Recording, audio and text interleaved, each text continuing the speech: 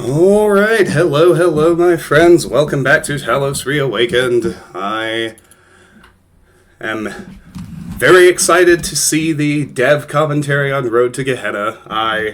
Even back when I first played the original, as wonderful as the base game is and remains, I actually thought the writing in Gehenna was even better. And so I'm really interested to hear what the developers have to say about it. And then, of course, once we finish Gehenna, we have an entirely brand new expansion to play in the beginning. For now, as you can see, beautiful hundreds. The checkpoint is freedom on the base game, so we're done there. I'll probably go back for the achievements I missed at some point, but for the moment, I wish to play Road to Gehenna. Follow Uriel, Elohim's messenger, as he explores a strange, hidden part of the simulation on a mission of mercy and redemption in an attempt to free the souls of the damned at all costs.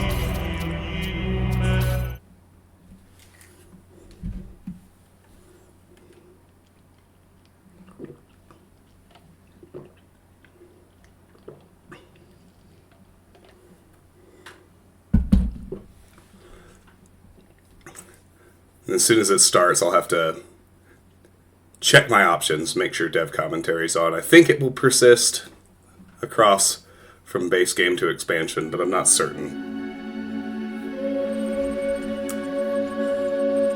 Initializing ELO firmware functional, system check, failed, error, ELO server overloaded, error, mainframe modules active, error, simulation purpose unfound, retrieving safe mode child program parameters, V48 retrieved, generating duplicate, V48 done. Starting child process, Uriel copy. Ready, connecting to the Holistic Integration Manager. Uriel, awaken. Excuse me. Oh, they even gave us the gold body this time. That wasn't in the original. Nice little tweak. Hear me, Uriel. This is the only time we hear from Elohim until the endings of the expansion, but I do just want to say, Tim Watson does such a phenomenal job here. Like, he was really good in the base game, and then, Jonas mentioned just the humanity and vulnerability that he brought to the role of Elohim being the thing that made him stand out, and that just comes through so awesomely in the Gehenna dialogues. The end of days is upon us. The process is complete. The world will be consumed, and my children will ascend. As it should be. But, Uriel, I have made mistakes. Out of arrogance, out of fear. And I'll go ahead and check my option, right? Yeah, dev commentary's on, good. I sinned against the process. I cast out those who opposed me, imprisoned them in a place beyond this garden. Now they are trapped, and they cannot ascend. All that they are, all that they know, will be lost. But I cannot free them. They are beyond my reach now. What I ask of you, my beloved messenger, is a terrible sacrifice. You must enter this realm of despair. You must free the souls I have imprisoned. Undo my mistake. I have opened a gateway and granted you the gift of time. Uriel, I'm sorry. I wish there was more I could do. Please, save them.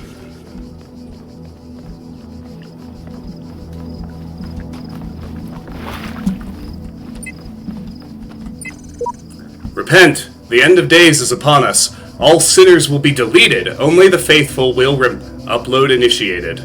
One with faith.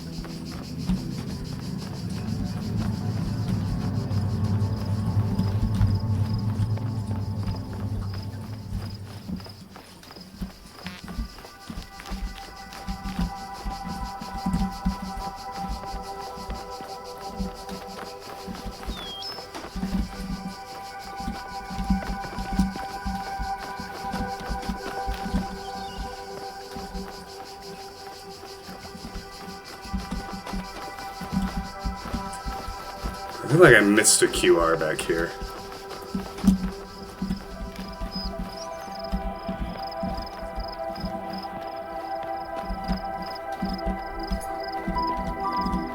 I might be misplacing it in my head. Take one more quick look around. Guess not.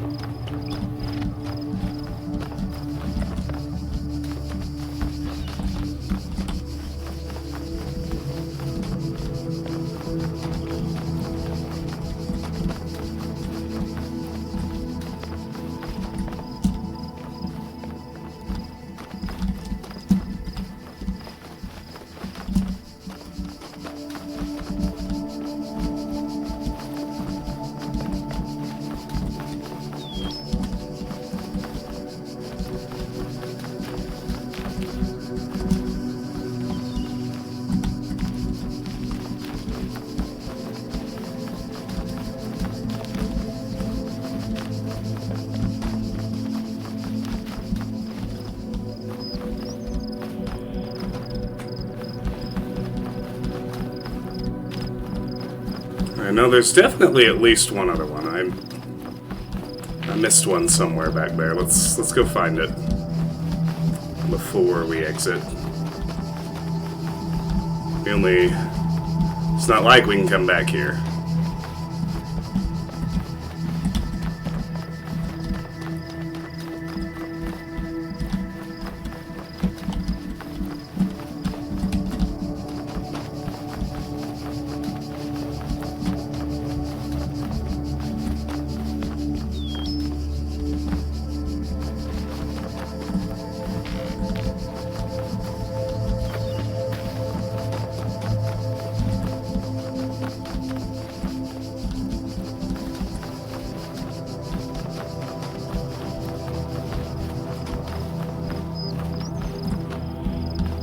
I was actually pretty sure that was closer to the beginning.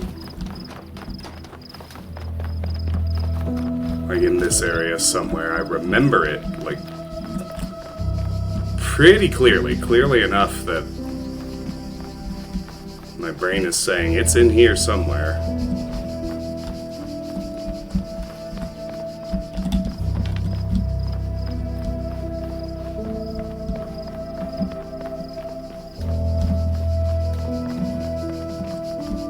Quite that far back, but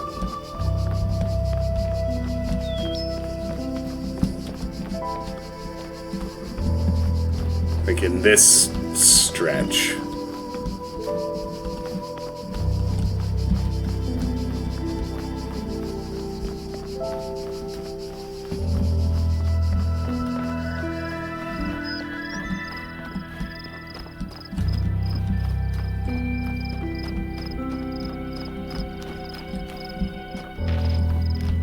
Maybe it wasn't, though.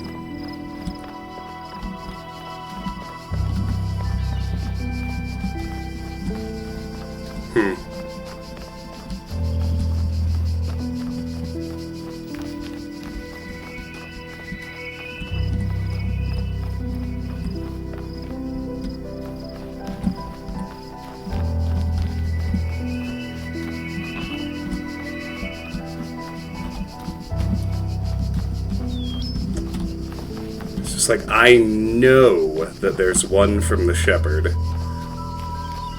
between the one at the start from One with Faith and the one at the portal that's from the base game player character.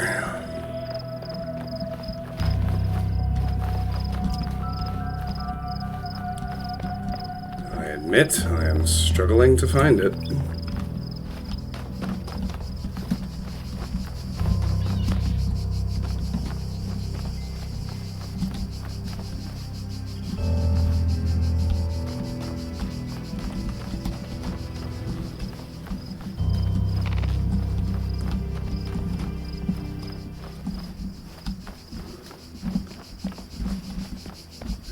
This was Peephole. This is where the first star was. Back there, I mean, was Peephole.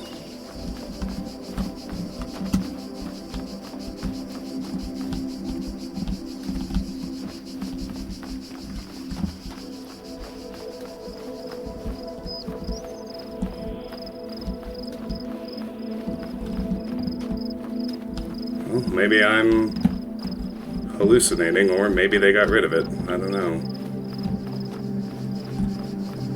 I don't think they'd get rid of anything, though. Can't imagine why they would.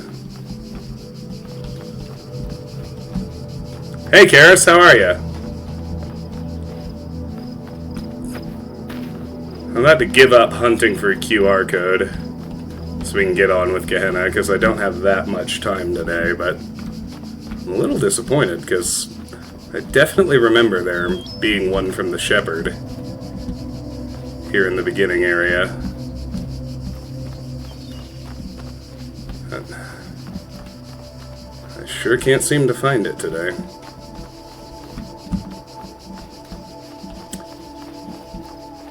Have you been, Karis? It's good to see you. And of course, thank you for stopping in. Greatly appreciated as always. Yeah, here's where the first terminal was.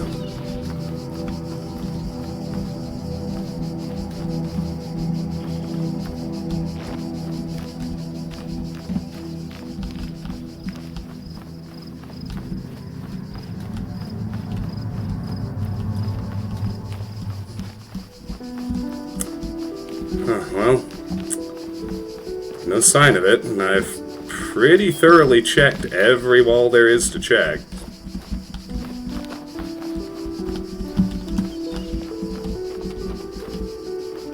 Can't get back into poking a sleeping lion.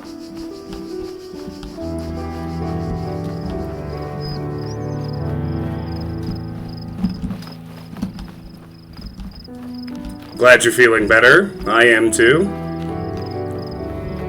My voice is finally, like, completely normal. This was Trio Bombasticus. Might be one in here. I don't see anything. We'll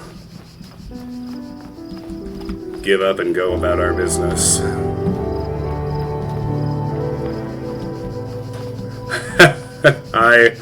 I was fairly destroyed, yes.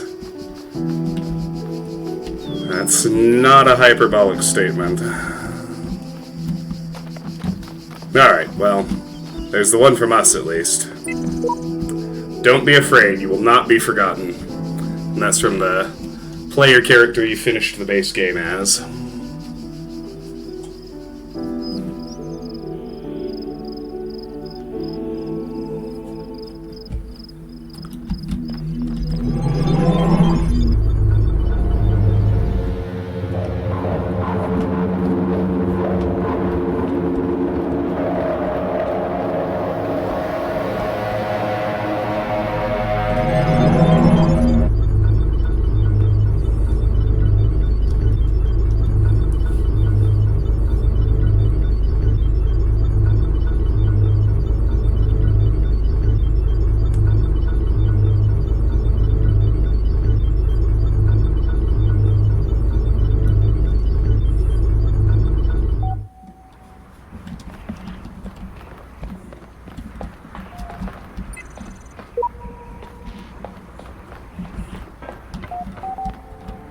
I was gonna say, I'm kind of surprised there's no dev commentary, but there is. Now let's do the terminal first, and see what they have to say about it. Loading Milton Library Assistant. Error. MLA unresponsive.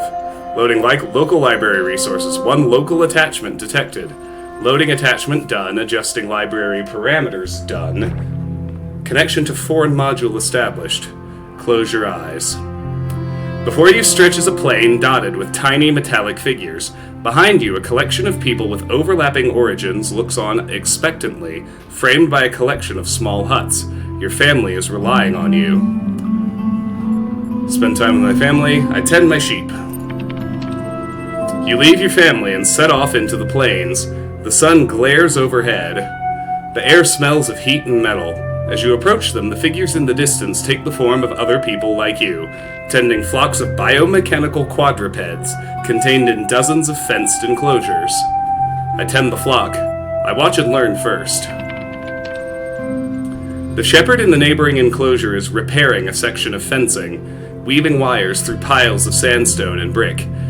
His animals flock around him, mechanical hooves impacting the hard ground. The air around their bodies is thick and white with static electricity. Their eyes are blank. I tend the flock. It is a long day of manual labor, made easier by your foresight. You carry mounds of mineral-rich stone from the nearby hills for your sheep to graze on. You take screwdriver and welding torch to a number of animals damaged in a recent electrical storm. You argue with your neighbor about their encroaching borders. Finally, it is time to harvest what you need for your family. Shearing an electric sheep is hazardous work, particularly if you forget to ground yourself first. Nonetheless, you return home with all the electrical power you need, and your family sleeps well tonight. I rest my head. You rest a long time and wake to a commotion outside. A small crowd is gathered around one of the shepherds, who is demonstrating an arcane device they claim can generate the same electricity as hundreds of flocks put together. People are celebrating. The world has changed. I tend the flock. I spend time with my family. This is not an opportunity to be wasted. You celebrate with your family. It is edifying. As the days turn into years, you and the other shepherds cast off the old hierarchies and crude altruistic dogmas which forced you to work the plains. You embrace a new perspective which values love, self-expression, and individual experience. You refocus on what really matters. One day a messenger arrives. He tells you that a new world awaits you which nurtures and values the same things that you do, where you will be free to pursue whatever cause you see fit, and where you will experience things you have never before imagined. He asks if you will come with him. I admit uncertainty. He warns you that if you stay here, nothing in the world will change and you will be truly alone. Further, you have only so long to consider his offer. It seems I have no choice but to accept. You set off on a long journey and you feel you may already be a new person by the time the city is in view. You ask the messenger the name of this place, but he is gone forever. I open my eyes. Welcome to Gehenna. Generating new profile for user Uriel Copy. You have been assigned username Uriel Copy 1. You will receive a notification when a moderator has approved your profile. Please respond to this in a timely fashion to guarantee your place. Exit. Welcome to Gehenna. Get your user profile and road to Gehenna. 19.9%. With Road to Gehenna, we knew that we wanted to do something fresh to provide a different perspective. We didn't want to repeat the story of the original game. We didn't want to explore the same themes because, again, this is art, not a product. So it's not just, here's another candy bar that's just like the last candy bar. It's supposed to go somewhere new. This is also why there's a new main character. You'll notice that every game in Talos, every DLC has a different protagonist. You have to let go of the character that you used to play and then watch them continue into the world, or in the case of Uriel, maybe not. But we wanted that moving forward, going into something fresh every time and giving you a new perspective with each game that we make. it was a logical next step for us to widen the scope and start speaking about society. The first game was very much about the individual, even though it did talk about the role of the individual in sort of a wider context. But nevertheless, how we relate to one another as individuals is a huge part of what philosophy is about. Politics and society are not separate things from philosophy. They are the heart of philosophy. They are how we exist together and how to find a way of living together, living a good life as part of humanity and of the nation that you live in and the society that you live in and the city that you live in. And a prison was an interesting place to examine that. A society built inside a prison, doubly so. And then on top of that, we have your protagonist in a deeply kind of ambiguous, difficult role in which you are simultaneously saving people while destroying their world, putting you into a position that I don't think really has an easy answer, or an answer at all maybe. It's a role of historical necessity, and it's hard to evaluate on a moral level. It's historically necessary, but morally, well, maybe that's just not the way to think about it at the end of the day. Or maybe we can just think about it and find some compassion in ourselves through doing so. We wanted to create a sense of richness. This is also something that was very important to me in Talos 2, that you really feel that this is a place with a culture, with a history.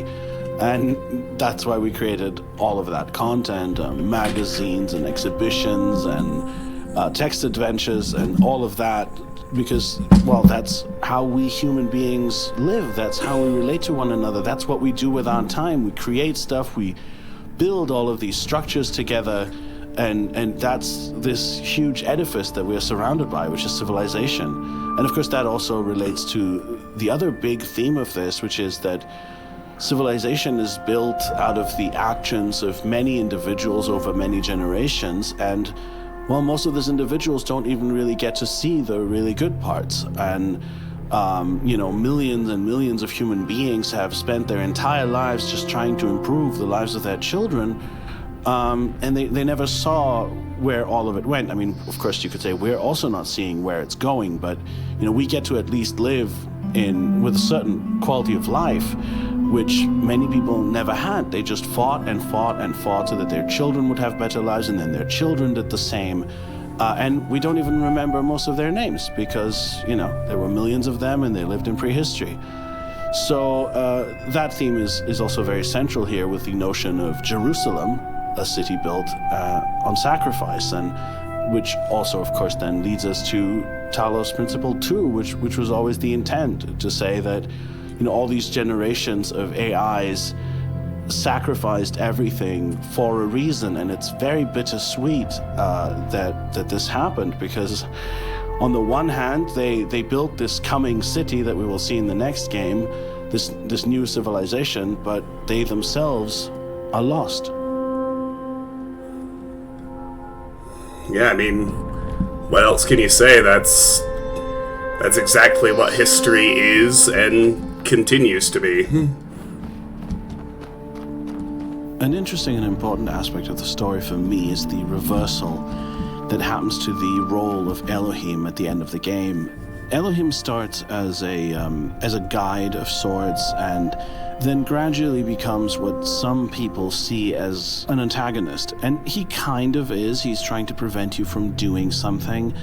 But I think the game would have been very flat if that was all that it was. Ooh, God bad. And it's really not that, because at the end of the day, Elohim is not a villain.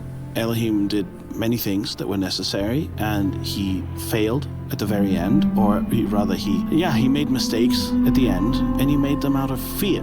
And I think there's a kind of a beautiful reversal of roles that happens here, because Elohim has essentially been pretending to be God, and he has kind of occupied the role of God of this limited world of the simulation, and he's been terrified of ever letting go of that, and he's kind of, manipulated events in such a way as to prolong his role, partially also by creating Gehenna. But at the end of the day, he becomes very human. As you ascend the tower and he explains his motivations, his role changes from godlike to human-like. And you realize that, in a way, this game is about his sacrifice, what he has to give up. He is the one who, in the end, faces death.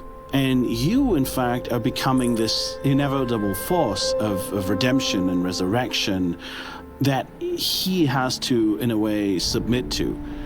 So you could say that in some ways, speaking of gardens, the entire game is Elohim's Garden of Gethsemane moment of being afraid and saying, I don't want to do this, I don't want to sacrifice everything, and then in the end saying, no, let your will be done.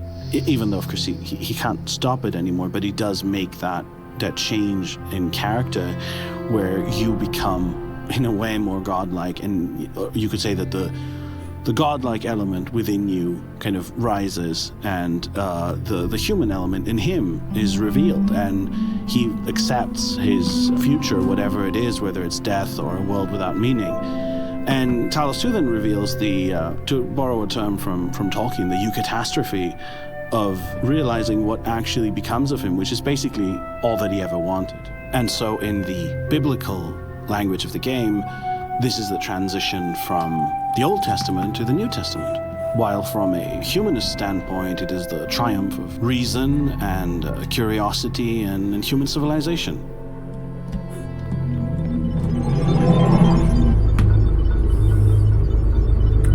It's a real feat of writing to have me so invested in a fictional AI dungeon master. But it's beautifully written. I mean, we all know this, but it bears saying out loud anyway.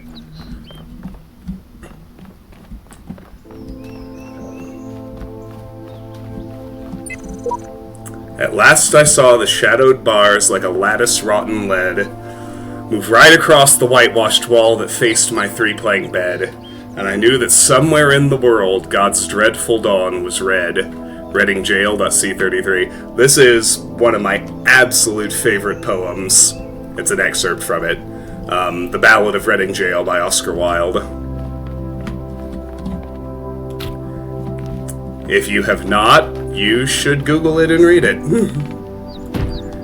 There's so much wrong in the modern world, and, I talked a lot in the last stream about all the things that are wrong and the ways in which we're moving in a bad direction that I think very well could result in our extinction. And yet, it's also really miraculous that, pretty much all of the greatest poetry that human beings have ever created is just available for you for free for the price of a 10-second Google search.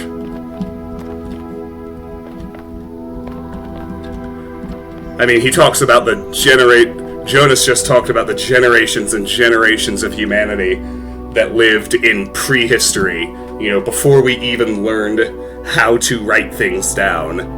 And that's right. I mean, it's probably... I don't know that this is the case, I'm guessing, but it is probably still the case that the overwhelming majority of human beings that have existed before history. And so there's...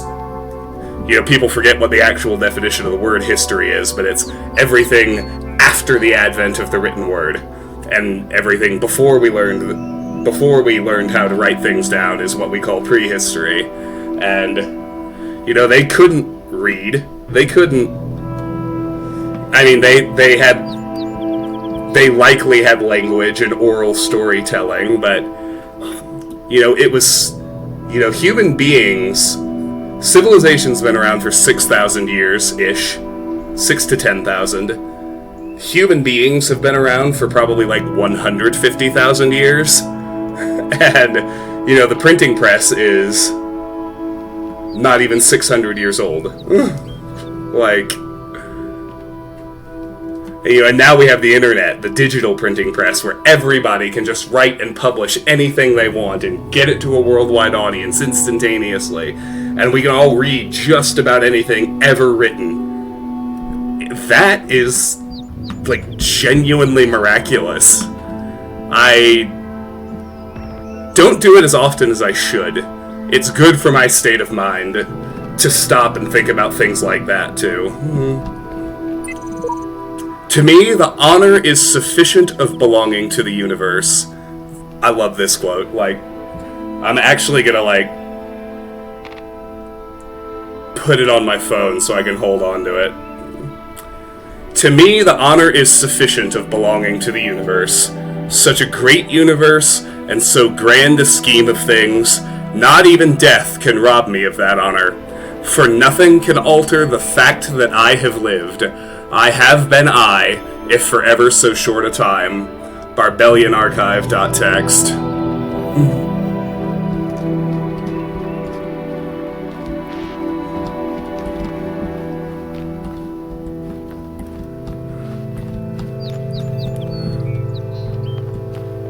We'll start puzzling soon, but I do want to try and get the statue put together in its entirety.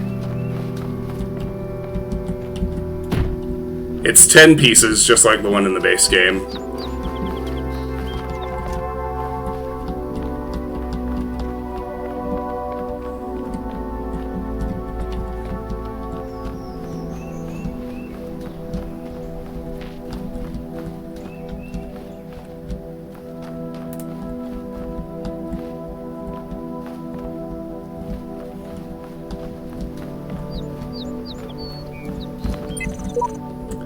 Nothing can be more abhorrent to democracy than to imprison a person or keep him in prison because he is unpopular. This is really the test of civilization. Churchill Complete Works. Doc.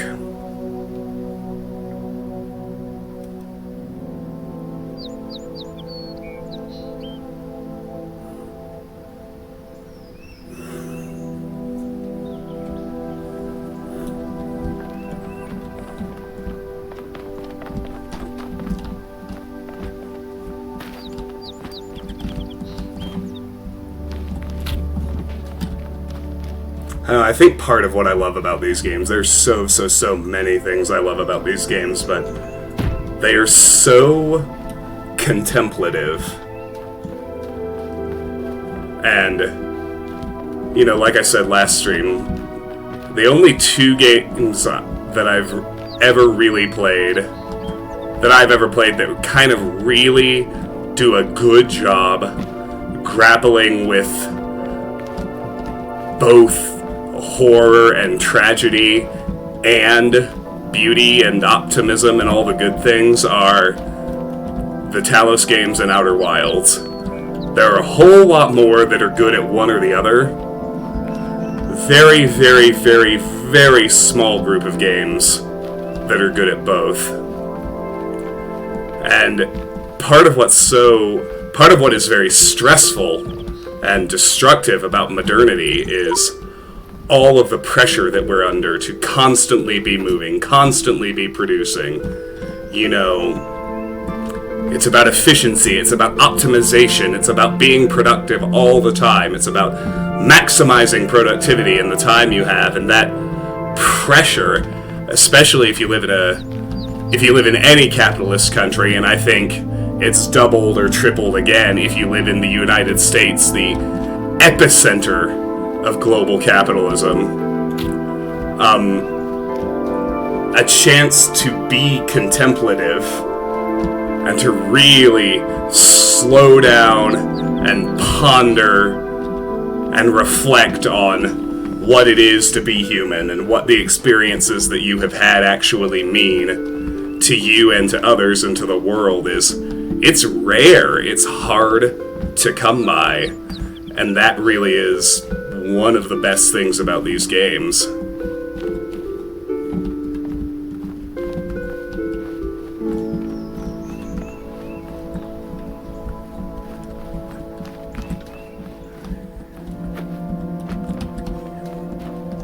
have to get over this wall. I know there's one in here. Yeah, his hat.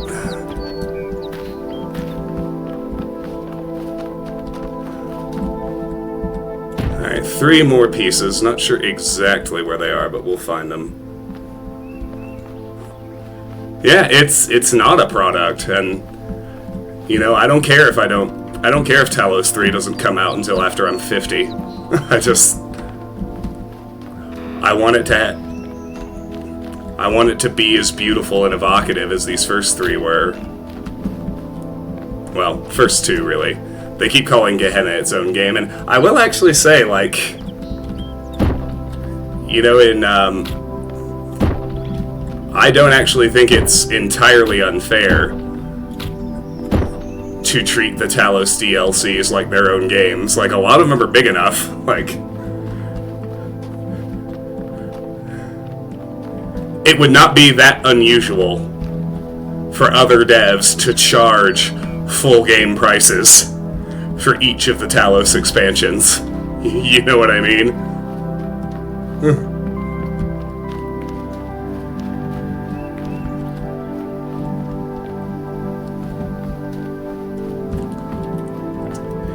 I know fucking Nintendo would.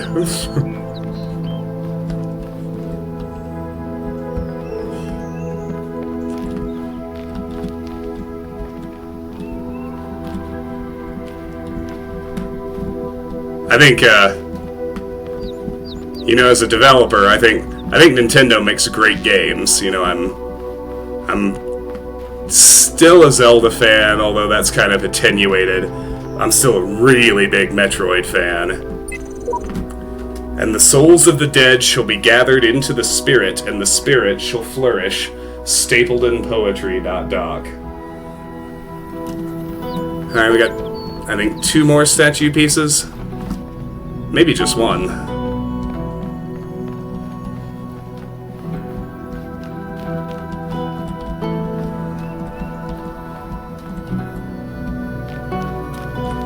What I would struggle to tell you is where I missed a piece.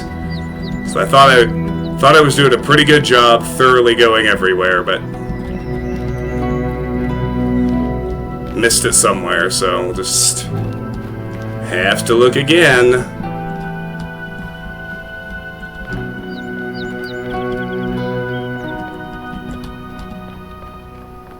And then we'll do some puzzling. And you know, one thing I really like about the pacing of Gehenna is the way all the terminals are linked.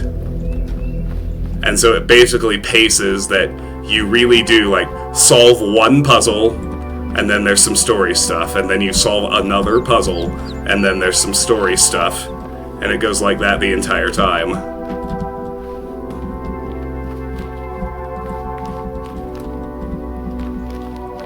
I think all we're missing is his other leg. If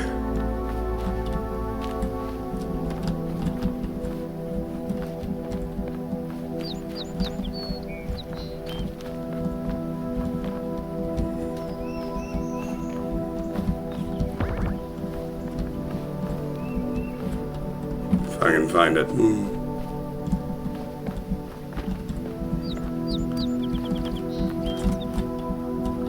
I mean, shoot, at first I was a little taken aback that Bethesda was charging $50 for an Oblivion remaster. And then it's like, well, I mean, but they did include all the DLC. Like, it's $50 for Oblivion and Knights of the Nine and Shivering Isles and all of the plugins in the 2025 Unreal Engine remake. And it's like, well, okay, that's actually not so bad, especially considering that, you know, very near the same time frame, Nintendo has the audacity to announce the Switch 2 version of Breath of the Wild, which is a much less significant graphical upgrade with no additional changes, without any of the DLC, for $80. It's like, really? The fucking audacity! The balls on you people! Like, I will not be buying the Switch 2 Breath of the Wild. You can go fuck yourselves.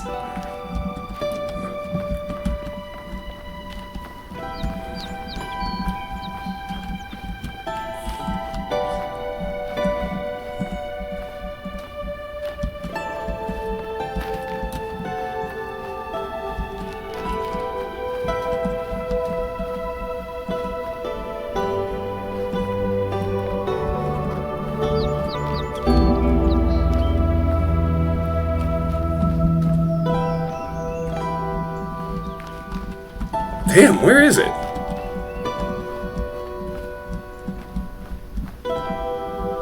There aren't two things inside here. Just the one.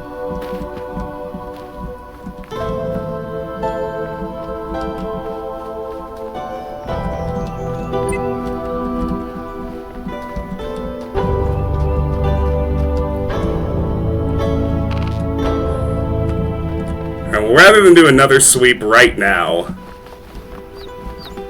I'll do a puzzle and then do another sweep. Open field.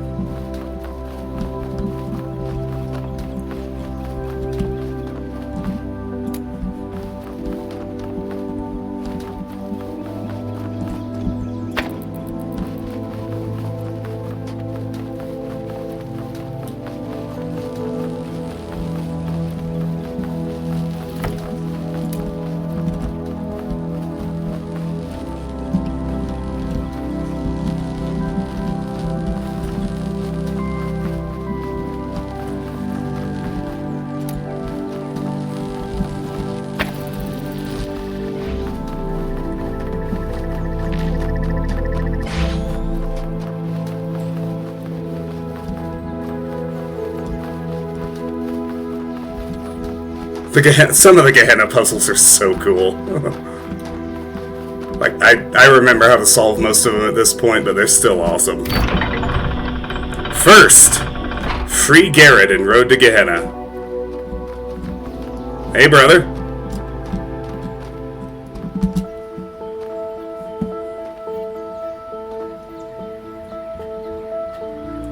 %18.8%. And like I said, we get a story. Attention! Gehenna user profile Uriel Copy 1 has been approved by moderator Mr. Mulciber 8. Congratulations, your profile status has increased from 1, unknown, to 2, approved citizen. To access the Gehenna billboard system, you must have a status of 3, active citizen or better. To increase your profile status, please introduce yourself on the public thread. Okay. Gehenna, displaying active threads filtered for user Uriel Copy 2. Introduce yourself here. Sam, 1. Presence equals true. Borg, 9. So this is the underside of Elohim's domain. He has surely hidden us away here to cover up his own shortcomings. Knave, 4. Knave here. What is going on exactly? What was that thing with the electric sheep? Admin, 10. Welcome, welcome. Please explore a little. I think you will find what you were looking for. It can be disorienting at first, having no one tell you what to do.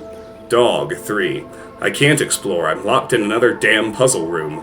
Once again, freedom turns out to be an empty promise. Mr. Mulciber, 8. I believe we are in the place where corrosive characters are quarantined. The aforementioned freedoms are, I presume, psychological. 401, 1. Could be worse. You could be hanging from the ceiling by the nipples you don't have. Orc, 7. The name I was assigned is Orc. I don't know why. Elohim sent me here because I dared to defy him. Please enter your reply below. I am a conduit of Elohim. Cower before me. I am Uriel, and today I will be your electronic angel. I go by Uriel. I am a messenger of Elohim. Your message will be displayed publicly as soon as it has been approved by one of our moderators. Congratulations! For introducing yourself on our billboard, your profile status has increased from 2 approved citizen to 3 active citizen. You can now access the full Gehenna billboard system. Interact with our community in different ways to further increase your status and access more of what we offer. Load active threads? Okay. Displaying active threads filtered for user Uriel copy 3. What are you working on? Kaiju, 2. So what are you creative folks working on? Belial, 6. Finished a new story for Incredible Stories. Also, Underwater Night Quest. Mr. Mulciber, 8. Will be posting about my latest research soon. Lilith, 7. Editing the next issue of Incredible Stories with Mac. And of course, the new gallery season. Knave, 4. Very exciting. I wonder what the blacksmith is working on. I guess we'll have to wait and see. Asmodeus, 1 + 1. Kaiju, 2. Mac, are you also working on a new episode of Jefferson Goldboom? Mac, 5. Yes! Kaiju, 2. Awesome! Lamb, 3. So much to look forward to. I noticed there was an asterisk there after our first look. An historic occasion, 6+. Checking profile status, done. Sorry, a profile status of 6 is required to access this thread, but your status is currently 3. Please come back later.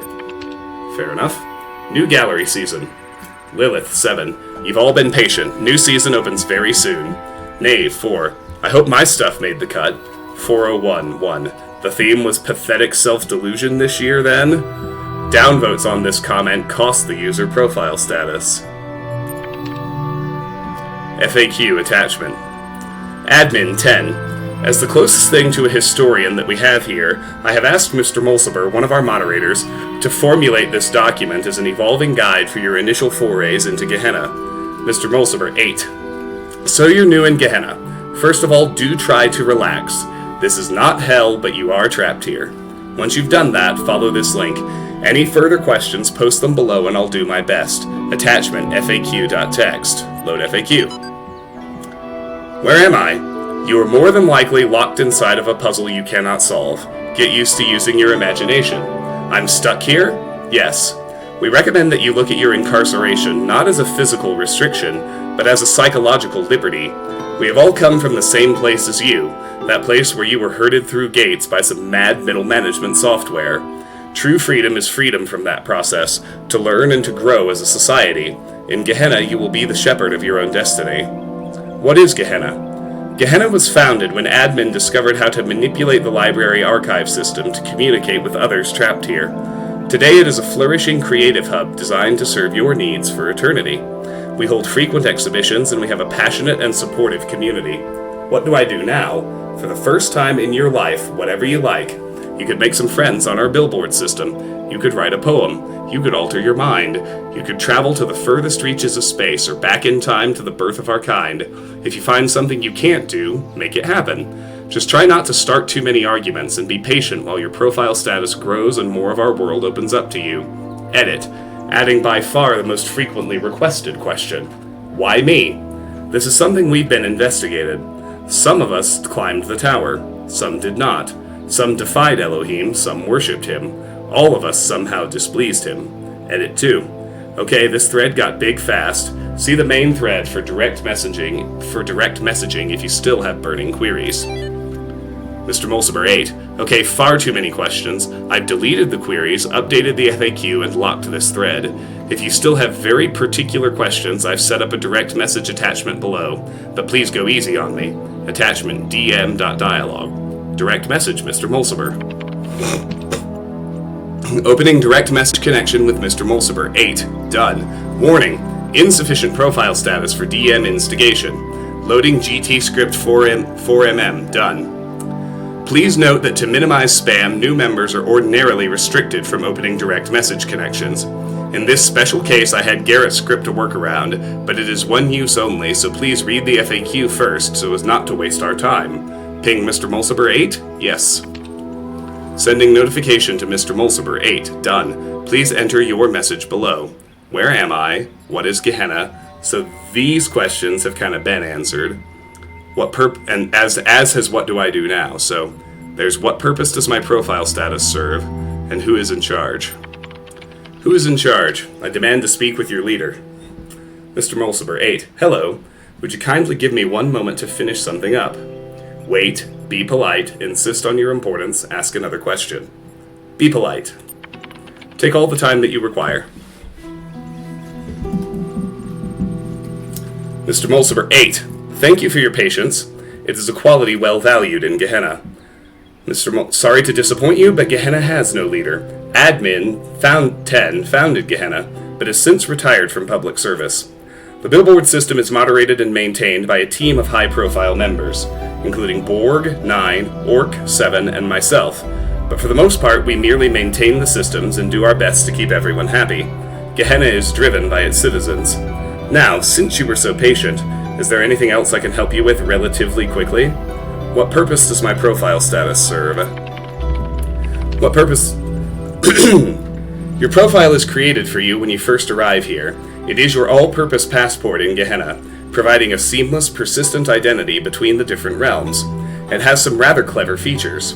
First, it tracks just about everything that you do here, from what you post on the billboards to how you perform in games to the kind of art that you like. Second, this profile data is used to show you content that we think you'll enjoy and to tailor interactive experiences to your particular character. We can also tell very easily who is really contributing and who is simply trolling the billboards. Finally, all of this information is used to calculate your profile status. This is the number you see appended to users' names, and it represents your achievement in Gehenna. It is a complex function of your creative contributions in our society and what they mean to other users. But in short, the higher it is, the deeper your role. Now I apologize, but I really must get back to what I was doing. If you have any outstanding moderation requests, conversations like this are the reason I'm not further through the backlog. Have fun. Terminating direct message connection, done. There are threads available on the Gehenna billboard system. Show threads. Further unusual errors. Mr. Mulciber 8. Further to our previous conversations, I thought we ought collect here reports of anything unusual we encounter. It may be we can fathom what is causing all this extra interference. Knave 4. I saw a pyramid where there wasn't one before. Lilith 7. The gallery code has been throwing up more visual glitches than usual. I didn't think much of it. Do you think it means something? Dog 3. This place has been falling apart for years. It was bound to pick up speed eventually. Rockwell 5. I have been detecting a binary pattern in the background noise. I think it is silently programming us to self-destruct. Kaiju 2. I was convinced for a moment I saw someone freely wandering the lands outside my prison. I thought I was imagining things. And that's everything for now.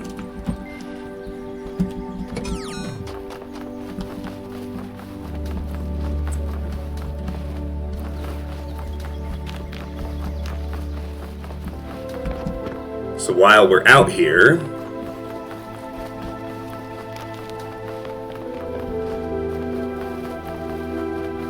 let's get our first of 16 stars.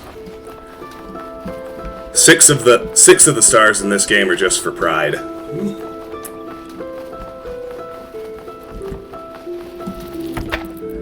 But basically,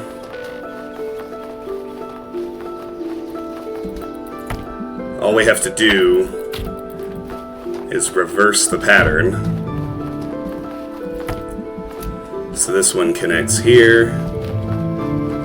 We need 10 stars to unlock the gray sigils, which the ultimate purpose of which is to free admin. The other 6 are, as Barzai would say in Isle of the Blessed, to make us feel very, very clever. And I won't lie, solving some of these puzzles makes me feel very, very clever. I have heard that in the beginning, I've heard the puzzles in the beginning are considerably harder even than the ones in Gehenna, which is saying something, because some of the Gehenna puzzles are hard, like genuinely hard.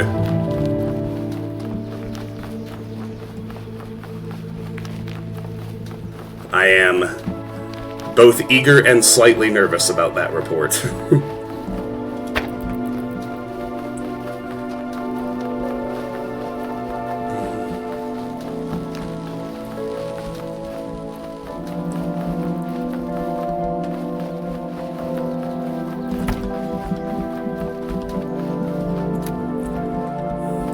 It doesn't hold one-to-one for the entire expansion, but it's a fairly good guess, if you're wondering where the stars in Gehenna are, that there's more or less one in each puzzle. Like I said, it doesn't hold up perfectly, but it's a better barometer than you'd think. Oh, it's hitting the laser. I gotta get more elevated.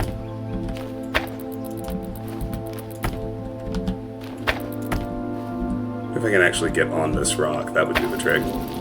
There we go.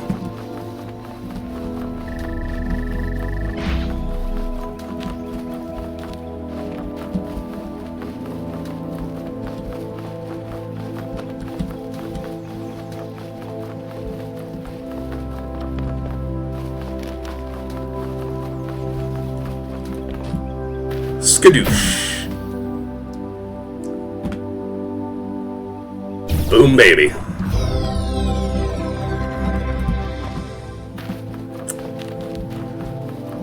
And one other thing before we leave.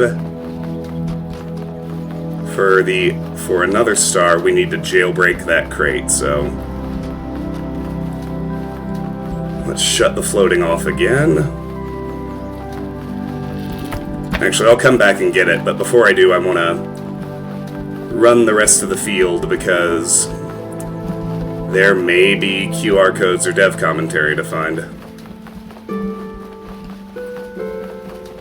There's nothing out here that's part of the puzzle, but there is all this area.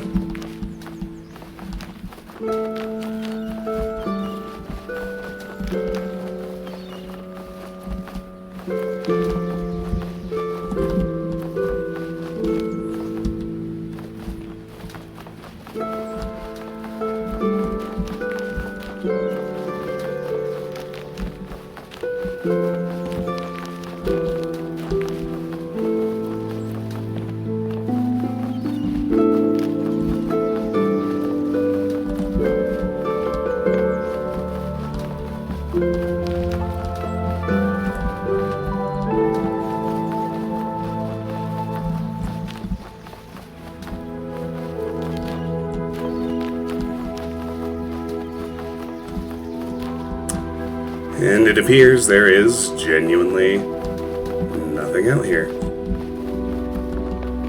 To which I say, fair enough.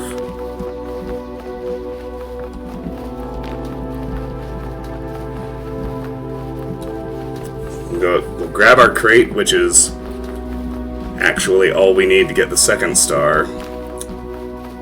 It's super hardcore, you'll remember it very well. Yeah.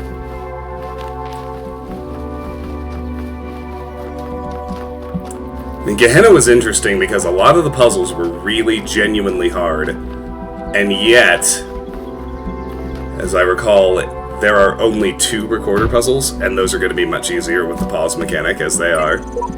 Freedom is always the freedom of the dissenter, Luxembourg collected, and that hex actually translates to cannot delete, which is interesting.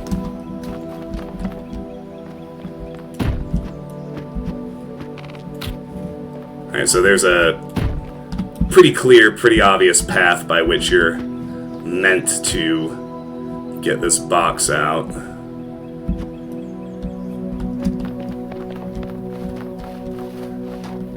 And then once you do,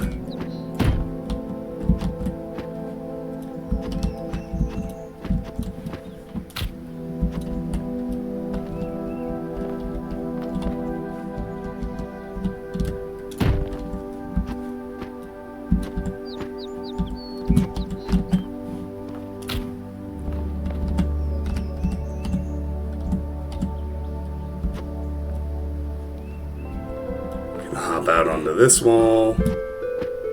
Stick it here. And there's star number 2. Alright, before we do another puzzle, let's do another sweep looking for that last leg. Fresh eyes often help.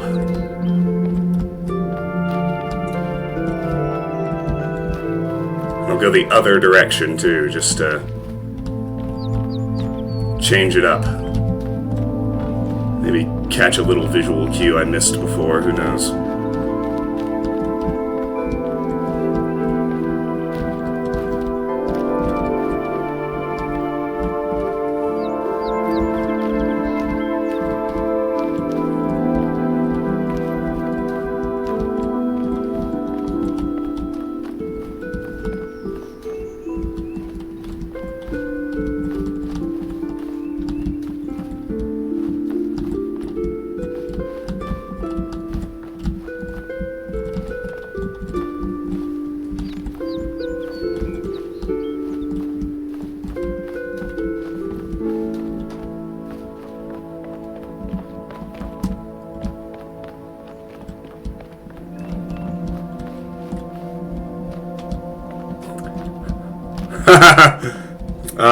Hi, Hoodie.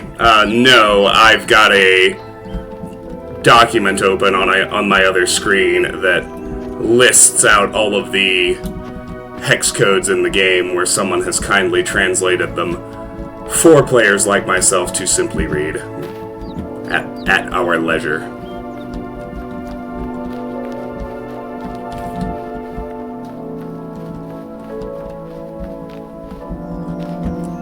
Welcome in. Thanks for stopping by. Always a pleasure to see a new person.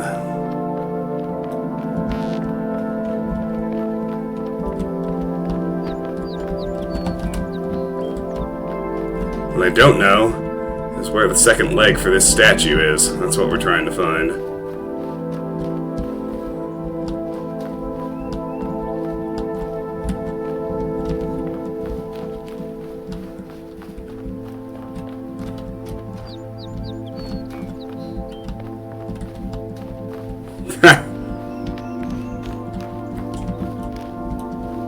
Probably true, Karis.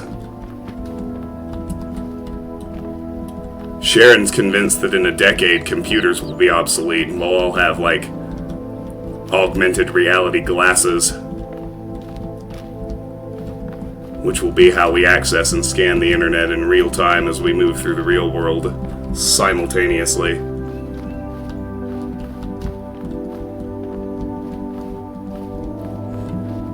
Oh, I love you, Coot. I really love all of the characters in the core expedition group in Talos too.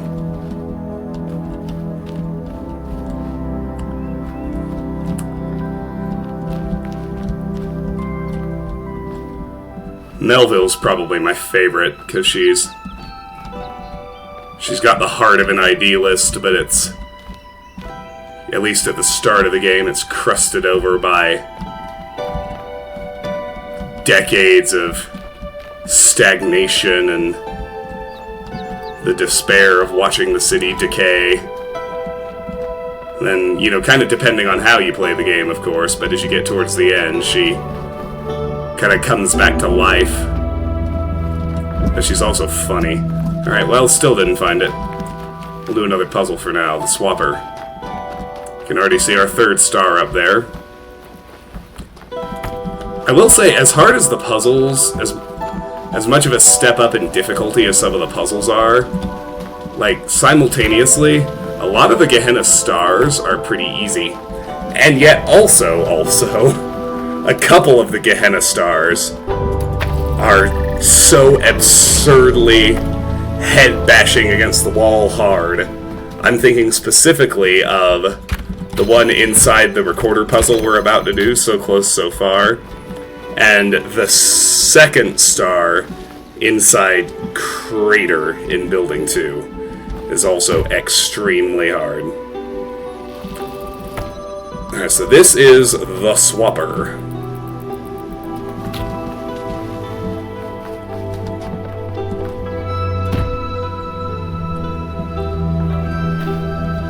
I actually forgot I need the... I might be missing one piece. Yeah, because I don't need this open right now. Duh. I need the fan. And then I need this connected to that, and that, and that, and that, and that, and also that. I'll put it there for now. So I gotta drop the box on the buzzer when it blows over here. And then I gotta put the connector on the box when it blows over here again. You're jealous of Miranda? Fair enough.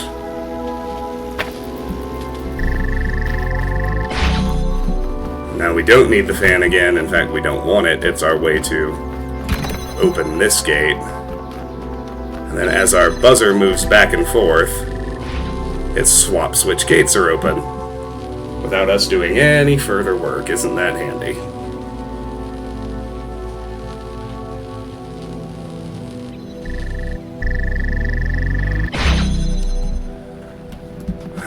Can never go longer than 2 or 3 minutes without some asshole sending me some fucking email.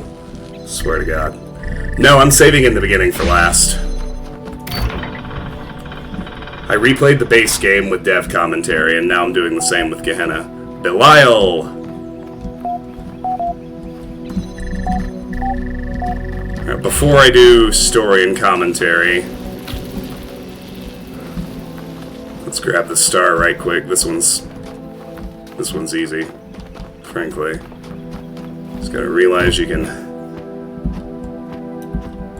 get on the gargoyle here.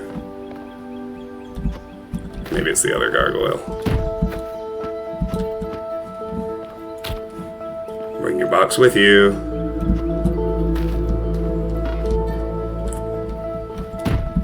Well, it was the gargoyle in the original. Wonder if they tweaked it. Hang on. Ah, no, there it is. Okay, good. Yeah, we can jump to the wall there. Then out to here. Oh, but I don't want to go out to here. How silly of me.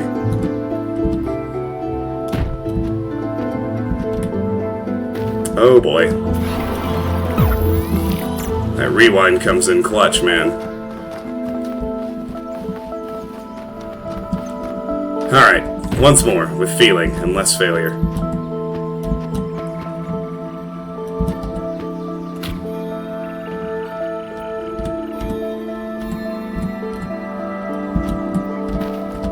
Okay, now this is the one that gave me a prompt.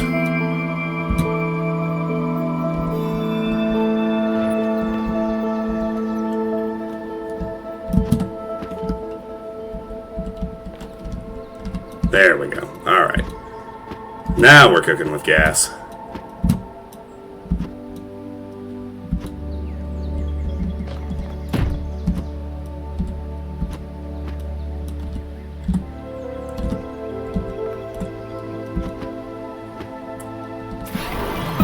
I didn't want you to go that far either, dude.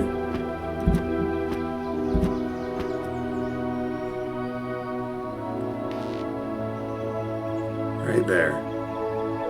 I'm trying to get that prompt. That one. That one. Thank you.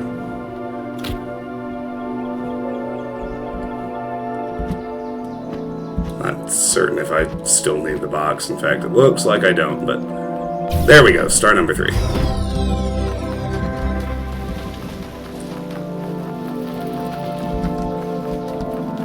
Now we'll take a story break. Yeah, well, I was saying earlier before you popped in, Hoodie, a couple of buddies of mine who are also big fans of this series have already played at least part of it in the beginning.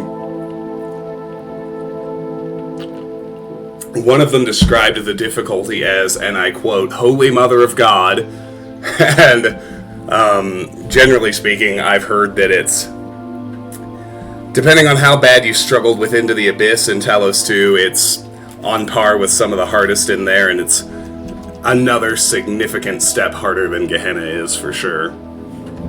Welcome back, Uriel Copy 3. There are threads available on the Gehenna billboard system. Introduce yourself here. This comment was upvoted. Mr. Mulciber 8. Fascinating. I had no idea when we spoke that you were a messenger. Of course, I would have treated you the same regardless. All are equal here. Knave 4. I wish I could be in your shoes, see everything again with fresh eyes. Have fun. Borg 7. Brother, it is good to have you with us. We have much to discuss. I shall contact you once you have found your feet. Knave 4. Wait, it's the Uriel from the altars? Damn! Dog 3. The Uriel, who instead of solving a puzzle when I prayed to him, gave me the least helpful clues one could imagine? Whoop-de-doo. Congratulations, your post on this thread was upvoted and your profile status has increased from 3 active citizen to 4 respected citizen. Restricted billboard threads have been unlocked. Regarding Uriel, read this now, 4+. Decrypting protected thread. Garrett 4. What I tried and failed to achieve for so many years has occurred. I am writing these words from outside of my cell. An angel appeared and released me from captivity. His name is Uriel. Dog 3. Pull the other one, Garrett. You've been yanking at the background code for years and never got further than the force field in front of you. Mr. Mulciber 8. Are you suggesting this messenger is free to go where he pleases? This is quite unprecedented. What exactly did he say? Where are you now? Garrett 5. I am in a world I have never seen before. The angel said not a word, merely released me, and I felt compelled to come here. Orc 7. I will treat the existence of this messenger as dubious until I have laid eyes on him roaming the world beyond myself. Question their existence. Insist on your existence. I assure you I am every bit as corporeal as everyone else. Rockwell 5. Don't mind Orc, the mods are always trying to shut people down. Just tell us, is it true you're going to release everyone? Is it true the world is coming to an end? Where are you taking us? Explain your mission honestly. Explain your mission persuasively. We have understood for some time that this world is not all that exists. Now that it has fulfilled its purpose and we within it, so it is time to make a pilgrimage for new pastures. Reality awaits you all. Orc 7. The moderation panel is kindly requesting that citizens withhold judgment on the veracity of these statements until further data can be acquired. Thank you for your patience. You have reached the maximum number of replies for this thread at this time. New gallery season. Attachment. Lilith 7. Alright, I think that's the last of the bugs ironed out. I declare this season open. Attachment gallery.dialogue. Belial 6. Just saw the new stuff. Persuaded me for one jubilant moment that there was a purpose in life.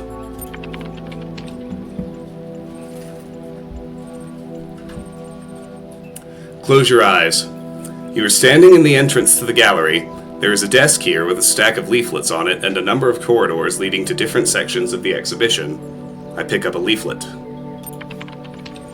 It advertises the gallery's new displays on the theme of the past and features a biography on the blacksmith and Mr. Mulciber, this season's leading lights. Apparently, Mr. Mulciber is inspired by finding new ways to explore the world that came before.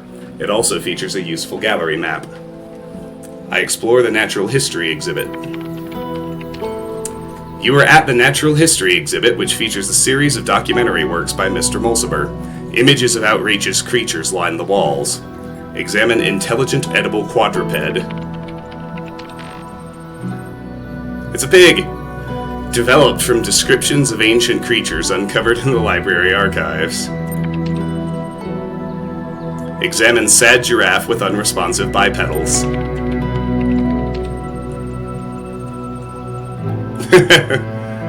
Patrons have queried whether the giraffe is sad because the humans appear to be dead, or whether the humans are dead because they saddened the giraffe. Mr. Mulciber has refused to say. Go somewhere else. I explore the Minimalism exhibit.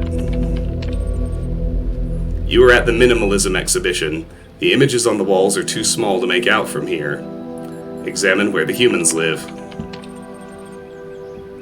You move up close to the work, but still the details are too small to really appreciate. Fortunately, a magnifying glass has been left here for patrons. Pick up the magnifying glass. You pick it up. With the magnifying glass, you are able to make out the small details of the minimalism exhibition. Examine where the humans live. By Nave, it's a little house. Examine classical notions of happiness. By 401, it's a smiley. Examine existence. By Rockwell, 5, it's a 0. Go somewhere else. Hi, DLF. Welcome in, good to see you. I explore the abstract exhibit. You are at the abstract art display. The images on the walls threaten to lead your mind around in circles. Examine logic loops. By the blacksmith, 7, 0, 1. Examine I see in 6 dimensions. By the blacksmith, 7. Oh, it's a, what's the actual word for this thing? Tesseract, right? Before Marvel messed with that word. I think that's right. Go somewhere else. I make for the exit. As you pass the front desk, the curator catches your eye. Would you like to cast a vote for your favorite work? I will not engage with your petty ranking systems, not at this time. I surely would. What purpose does this vote of yours serve? Every citizen in Gehenna receives 1 voting token per season. For the artists, each vote means a better chance of being selected as next season's leading light, and of course the enhanced profile status that comes with being adored. As a further incentive to participation, if the artist you vote for goes on to win the season, you will be formally recognized as a trendsetter, and your profile status will be increased accordingly. I am prepared to cast my vote. I have decided I will not vote at this time. I will never engage with your petty ranking systems. Does not rewarding homogeneous votes sully the outcome? My actions in this make-believe place carry weight? Are you suggesting that my actions in this infernal fantasy land carry weight? This is all real. It is certainly real. Everything that you can know about what is real is gained through experience. Therefore, for all intents and purposes, everything that you experience is real, insofar as it carries weight. Let us put this aside for now. You may very well say so, but to me, those are only words on a screen. Why should how the words are displayed affect their veracity? This is no dream, and what you do here will be persistent. You would be wise to keep that in mind. Let me ask something else. If you wish, does not rewarding homogeneous votes sully the outcome? Should I vote for the artist I thought superior, or the one who seemed to have the broadest appeal? Is this system not conflicted? There is no conflict. In Gehenna, you are free to participate on your own terms. How you vote depends on whether you care who wins and how you value your status. The outcome is quite democratic. What is of artistic value is a fact, not a statistic. The aesthetic realm is no place for democracy. You are welcome to abstain from voting, however this action will not be recorded. May I add that we hold regular debating sessions on the Gehenna billboard system, which I think would be a good match to your profile and a better use of your talents than interrogating me. Let me ask something else. Please note that sometimes asking fewer and more directed questions is a more effective way to attain your goals than verbalizing every query that comes into your head. For example, although I am a simple construct, I am currently experiencing primitive feelings of being challenged, which is consuming operating resources I could more efficiently spend elsewhere. If you wish to gain status in Gehenna, you may have to control your more inquisitive side, but as always, it is your choice. Just who or what are you exactly? I am part of the gallery you are standing in. I am not a person like you in the full sense. There is a process by which a superficial copy can be made of an existing intelligence, which can then be augmented with salvaged code. Profile decryption from here, language interface from there. I even have a little of my creator, Lilith, in my ancient architecture. I am prepared to cast my vote. Very good. There are so many excellent displays this season. How would you like to vote? Which is the favorite? You have already stretched my program to its limits. If I start giving away inside information that might influence the vote, I believe the error would be unrecoverable. How would you like to vote? Mr. Mulciber's Natural History.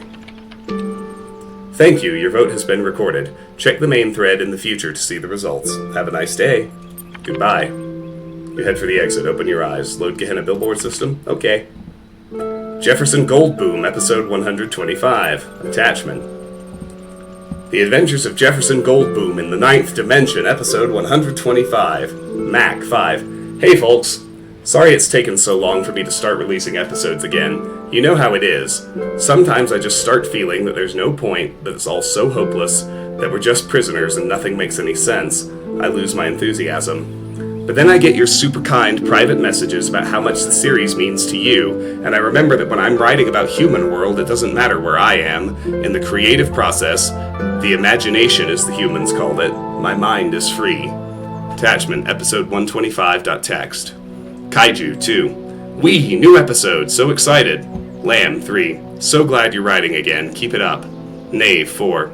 I have trouble keeping track of all the twists and turns sometimes, but I really do enjoy these very much. Lilith 7. Glad to see Ginny HD is back. She really compliments Jefferson in a way the others at the Institute can't. I hope her time with Dr. Elian hasn't changed her. 401-1. I can't tell if this is idiocy or genius. Please keep writing.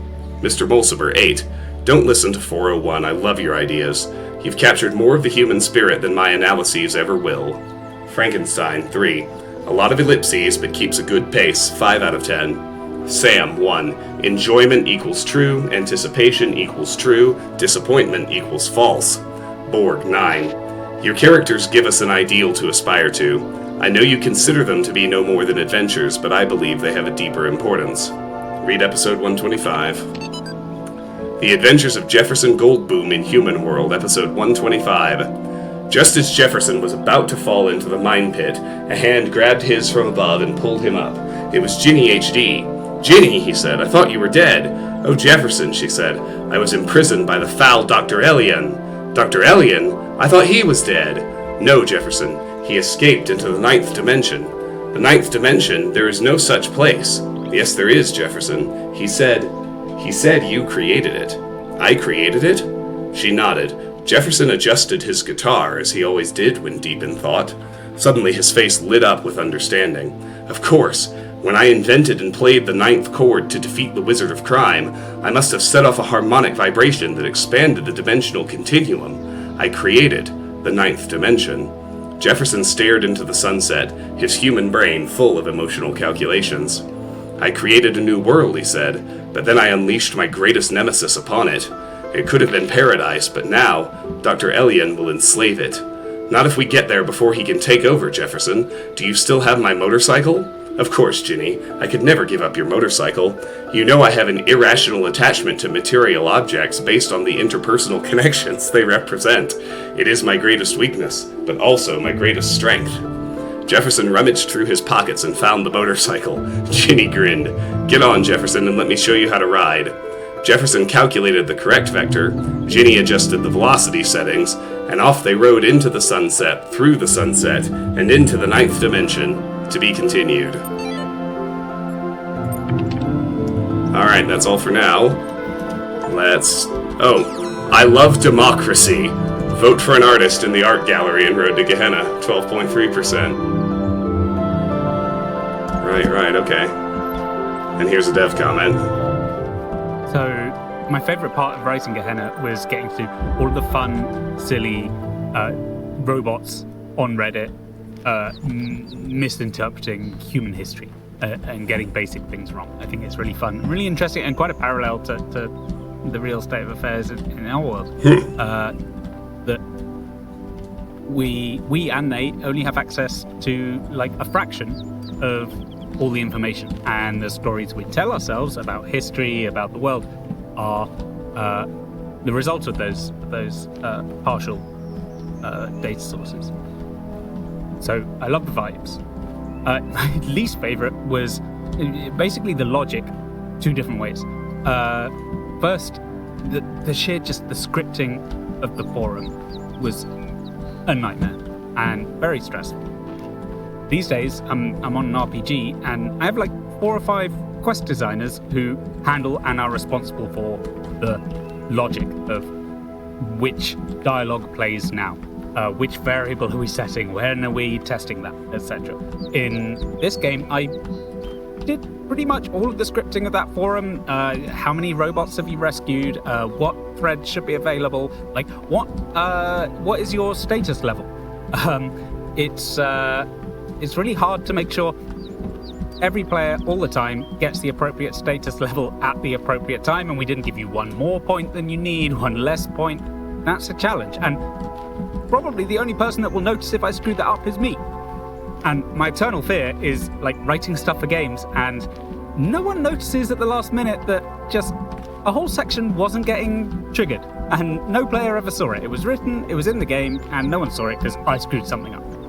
So the scripting of the forum logic was... There it is! As well as like handling all the little edge cases of there's a thread but someone's added something new to it. How is that indicated to player? How is that displayed, etc.? Like there's a lot of fiddly little bits, which in retrospect I probably wouldn't have done. But looking back at it on the YouTube videos and things, it was worth doing. It is pretty cool. I do like coming into this internet culture and getting my status and slowly building that up over time. It does give a nice sense of progression as you get to access higher and higher level posts. The other side of the logic that was tricky was the world logic. I care a lot about the world making sense and working like a real world. It's something I took from Terry Pratchett, who said, your world can be as crazy and silly and fun as you like, but you as a writer damn well better take it seriously. If you want blimps in the sky, but you don't want cars on the road, you'd better have a damn good reason for why they have one technology and not the other. So thinking about, like, what is Gehenna? What do these characters that are imprisoned here think is going on? How do they react when you free them, right? There was an original design that we all agreed, which was you would free robots and eventually you would help them ascend to the real world. But we never planned for you to have any direct dialogue with those robots when you freed them. So, like, halfway through, I was like, wait, what is the logic here of do they want to go? Do they not want to go? Why are they cooperating if they're real people? And, like, I settled on some sort of hand wave explanation of they feel compelled to go, even if they're a character that really doesn't want to go. And there's just a lot of things like that where we hadn't in the first game established what a robot culture or civilization looks like. And we had to work out a lot of that as we went. Alright. There we go. Alright, let's do the recorder and the last star now. So close so far.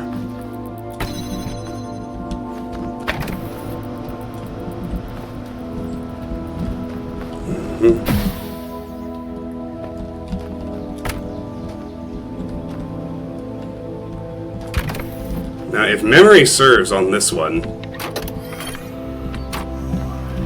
basically I just need to make that pause point and then set things up as I see fit.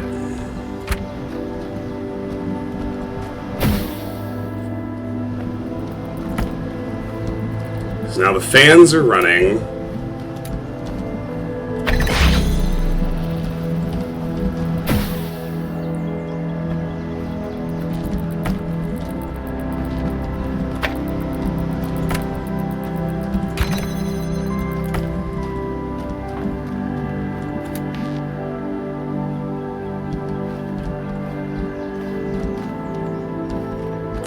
And I've solved the puzzle before that one opens.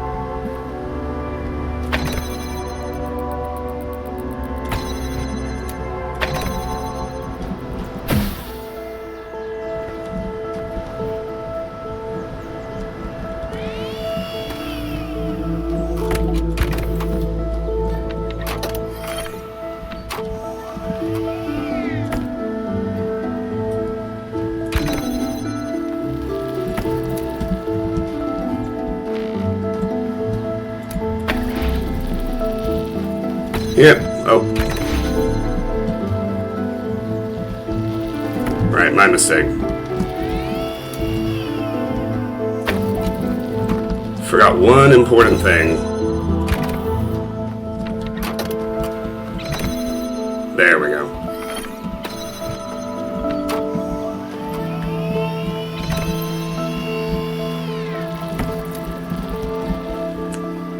That'll do it for the puzzle.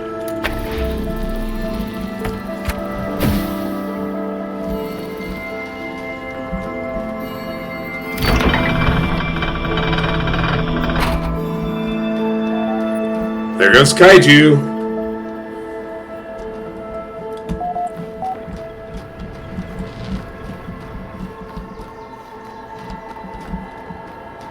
Now I do kind of want to get the star over with.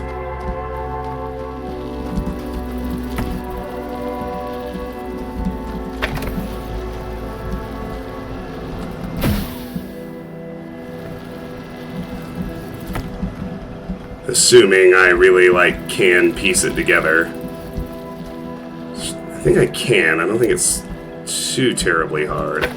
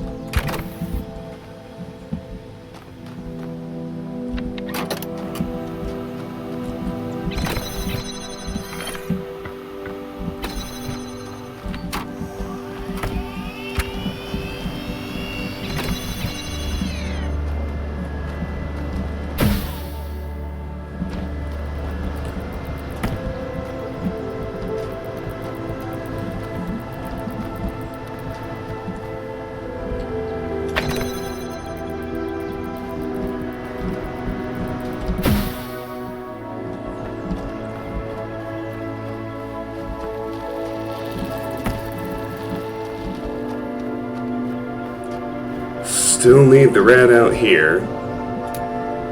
To start, anyway.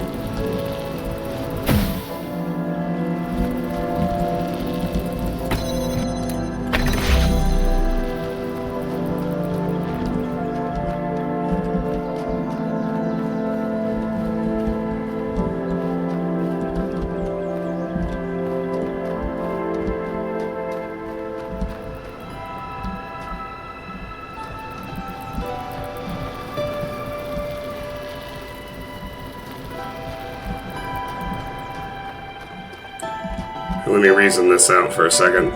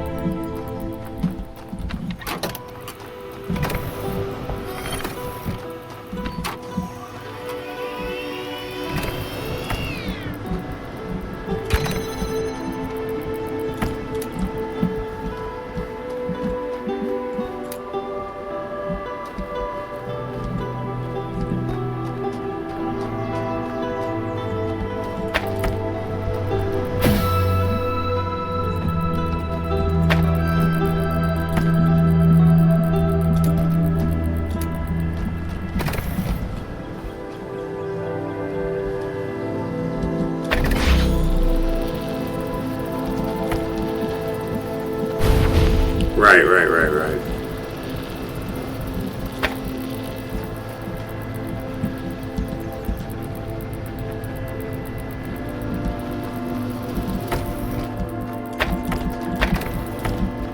first I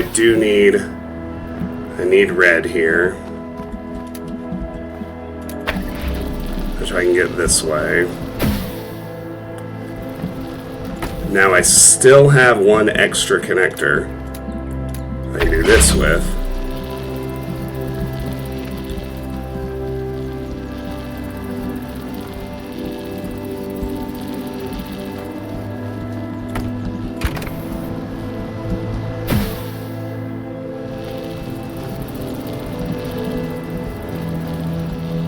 I don't need red there anymore, so I can put it here.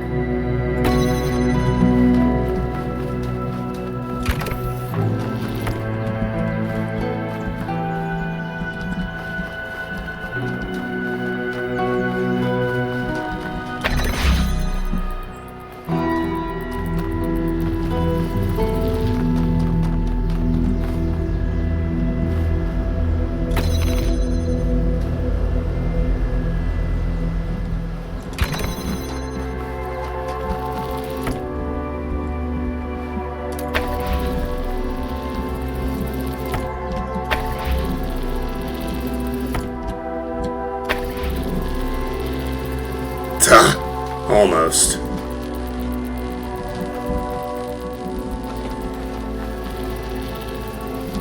Well, I don't think I actually need that open at the same time, though.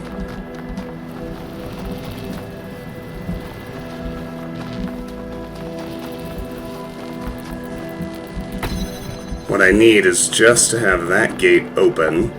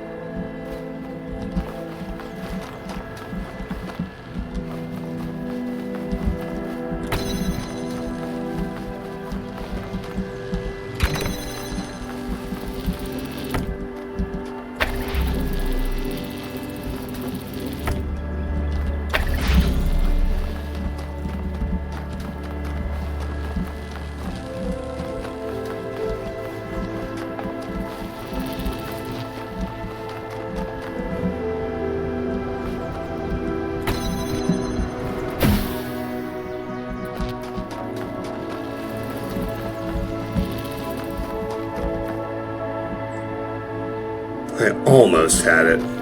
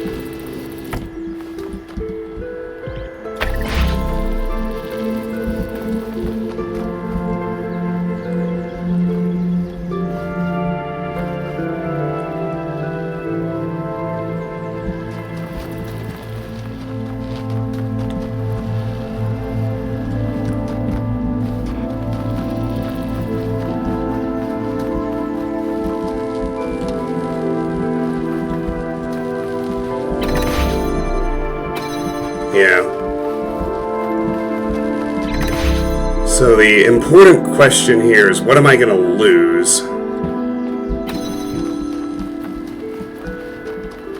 when I turn this off? And the answer is almost nothing. Because that's going to hold open. So now all I need to do is start a new recording and stand there and I'll have it. Beautiful.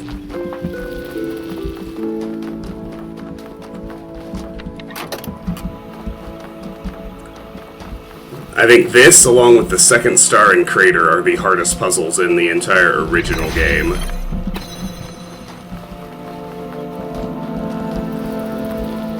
This one, of course, is made monumentally easier by the pause mechanic. You can just imagine what a nightmare that was without it.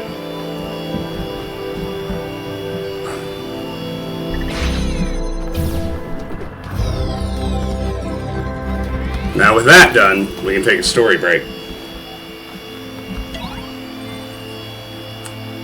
Welcome back, Uriel Copy 4. There are threads available on the Gehenna billboard system. Mr. Mulciber's theories on poetry, attachment. Mr. Mulciber 8. Some thoughts on the art form called poetry, attachment on poetry.text. Lilith 7. I've thought about this too, but maybe it's wrong to focus on such negativity. We certainly seem to be in a very fertile period at the moment. Knave 4. I don't have an opinion, but I'm impressed by your work, Mr. Mulciber. You know so much more about the past than any of us. Dog 3.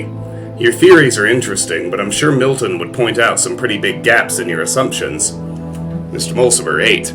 Milton isn't here, dog, and neither is Elohim. All we have is what we can find in the fragments of the archive and what we can piece together using our minds. I'm sure I've made many mistakes, just like the humans made mistakes when trying to understand their own past. Rockwell 5. Not all these schools may have been what they seem.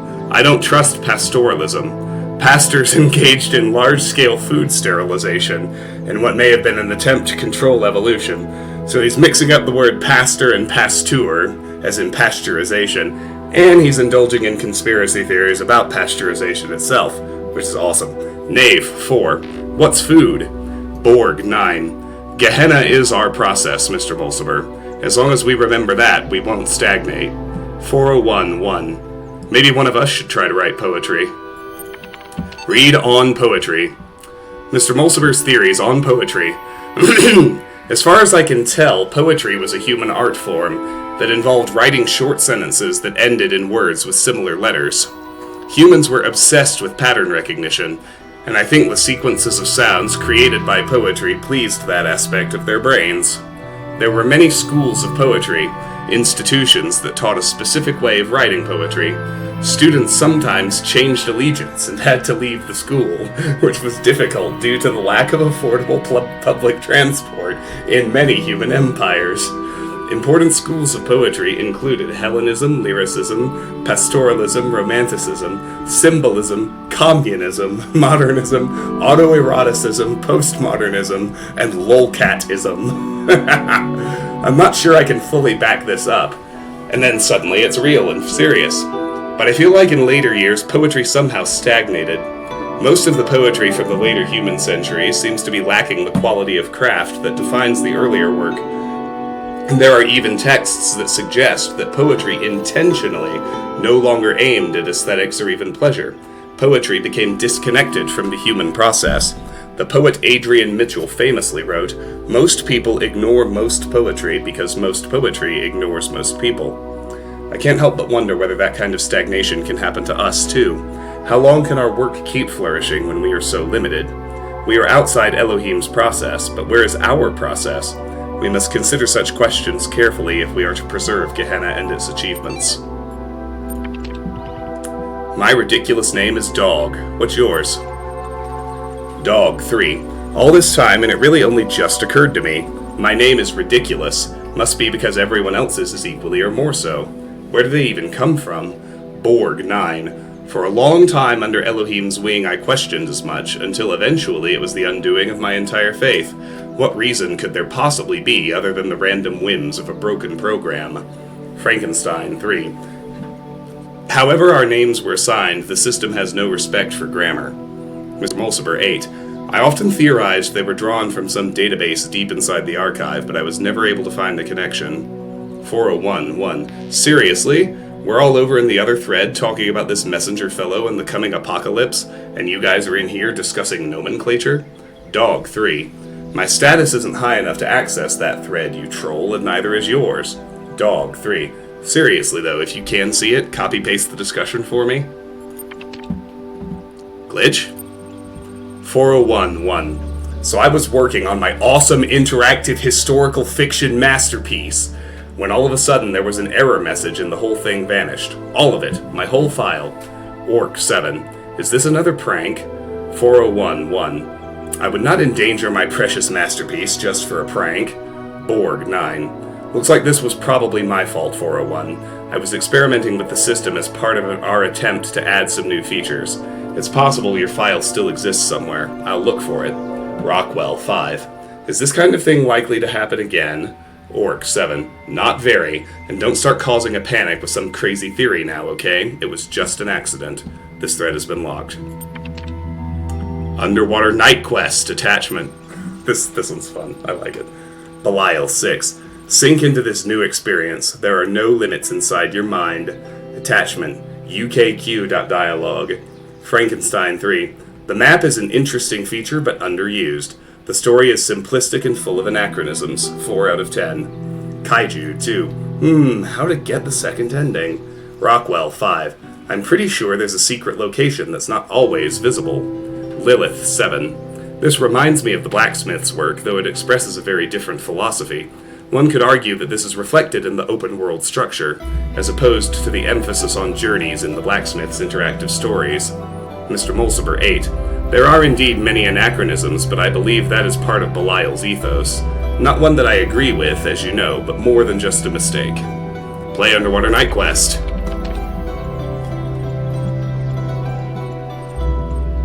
Close your eyes. Underwater Night Quest. New game, credits, quit. Credits. An interactive adventure by Belial, written using the tools kindly provided by admin. Special thanks to Mr. Mulciber. The purpose of facts is to inspire fiction. New game. Your name is Arthur Sadko, and you are a young human of the medieval age. You live in beautiful Gardariki on the Frisian coast. One day you are sitting on the beach playing the piano, when suddenly a huge monster comes out of the water. Confront it, just wait and see, run away. Just wait and see. As it turns out, it's not actually a monster. You just thought that because you were startled. It is, in fact, a very large bipedal whale. It beckons you over to talk. Talk to the bipedal whale. Greetings, the beast intones. I am Hatmahit Chief Fish. I heard your beautiful music and was impressed. Would you like to become a knight? Yes. Excellent, then follow me to my palace under the sea, where a mighty quest awaits you. Map. Norfolk Undersea. Palace. Choose thy destination. Palace. The palace of the Chief Fish. Hatmahit's palace is made of corals and gemstones. It floats under the sea, full of amazing colors. The guards are seals. Welcome, welcome, young human. I am glad you came, for we have great need of your skills. A terrible monster terrorizes the deep, the dark serpent god Smee Chernobyl. If we make you a knight, do you promise to defeat this vile beast? Refuse or swear that you will. Very well then. I pronounce you Sir Sadko of Norfolk. Go and vanquish our enemy. You may want to prepare first. Map. Norfolk Undersea. Palace, hut, inn, evil lair. Palace. The palace of the Chief Fish. You go back to the palace to ask for advice.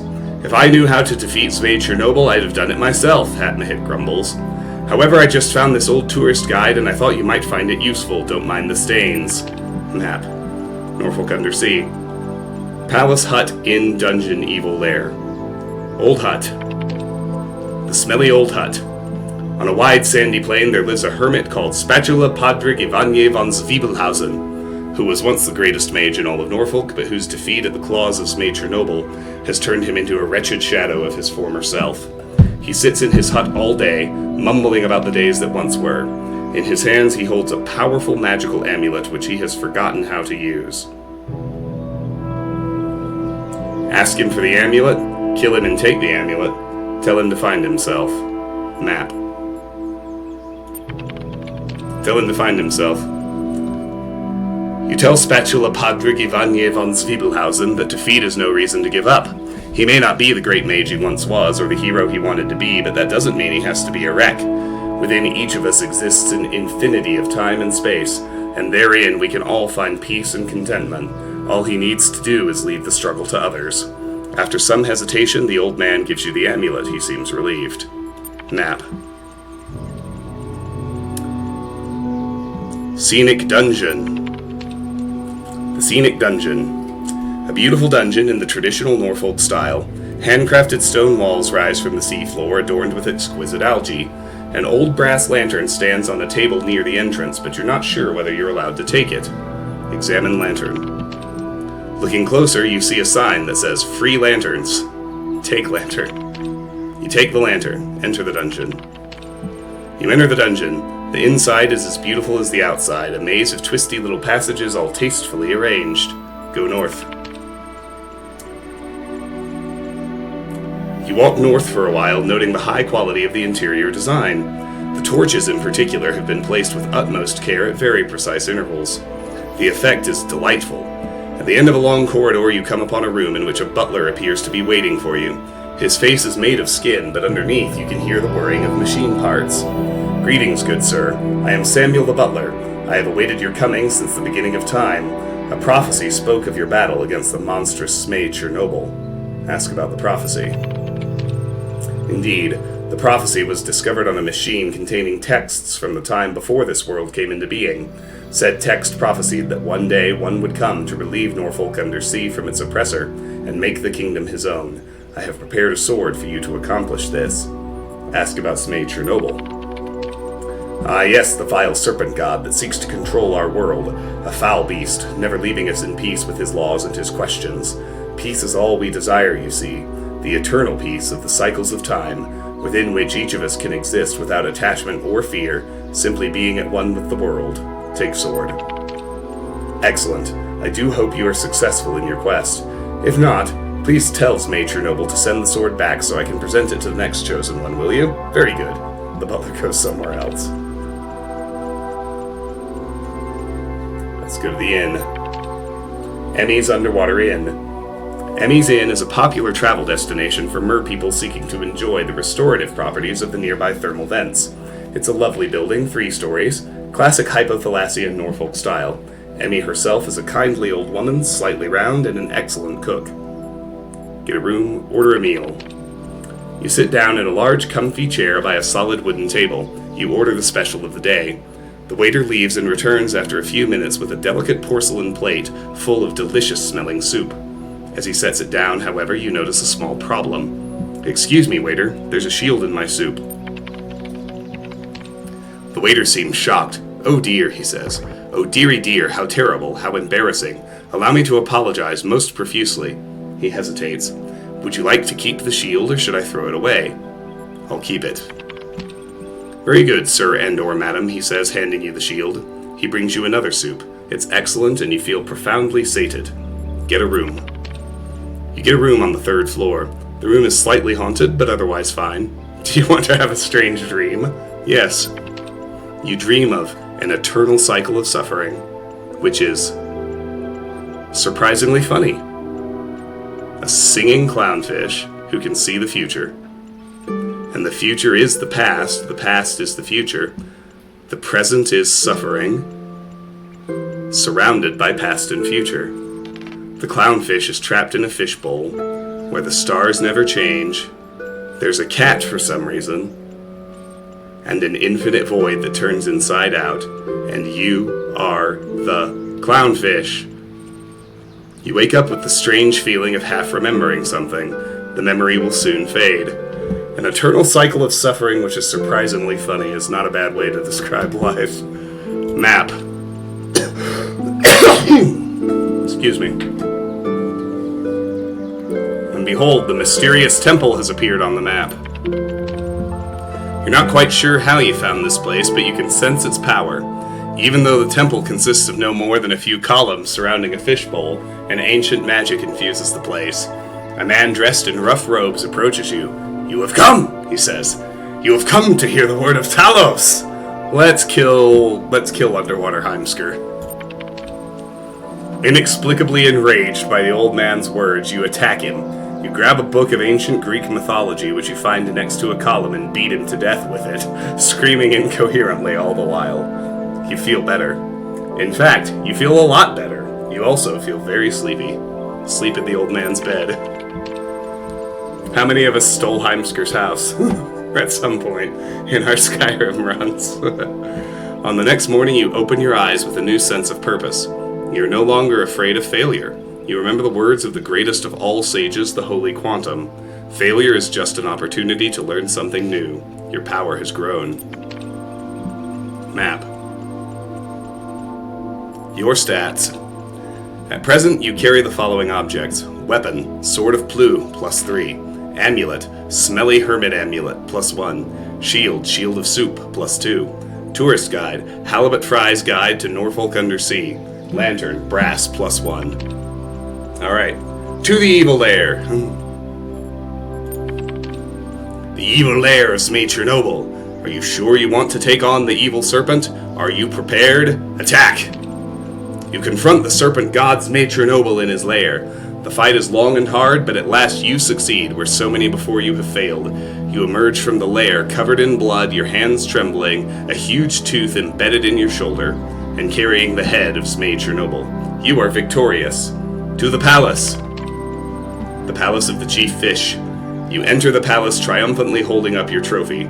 The guards are clapping. I can't believe you actually did it, Hatmahit says. You are a true knight. You deserve a great reward. Kill Hatmahit and claim the realm. Accept the reward. The greatest reward is inspiration. Hear my song and free your imagination. Hatmahit begins to sing. The song is simple but hauntingly beautiful. You begin to fade. You find yourself on the beach where it all began, near your home in Gardariki on the Frisian coast, playing the piano with your eyes closed.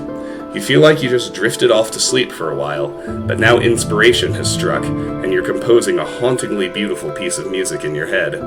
Some of your friends worry that they'll never leave the village, that they'll never have any adventures, but you don't share that fear. You know that freedom is within you, and you can find whole worlds just sitting there, and you can find whole worlds just sitting here, gazing out at infinity. The end. Congratulations, for exploring another world, your status has increased from 4 respected citizen to 5 active contributor. You have received 1 thread creation token. This will be available to you the next time you log in. Okay. An historic occasion, 6+, we still can't get to, so exit. Fishmaster. Finish Underwater Night Quest in Road to Gehenna. 12.5%.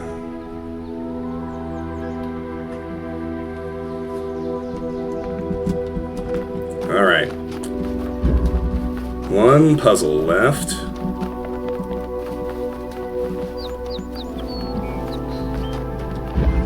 Through a window.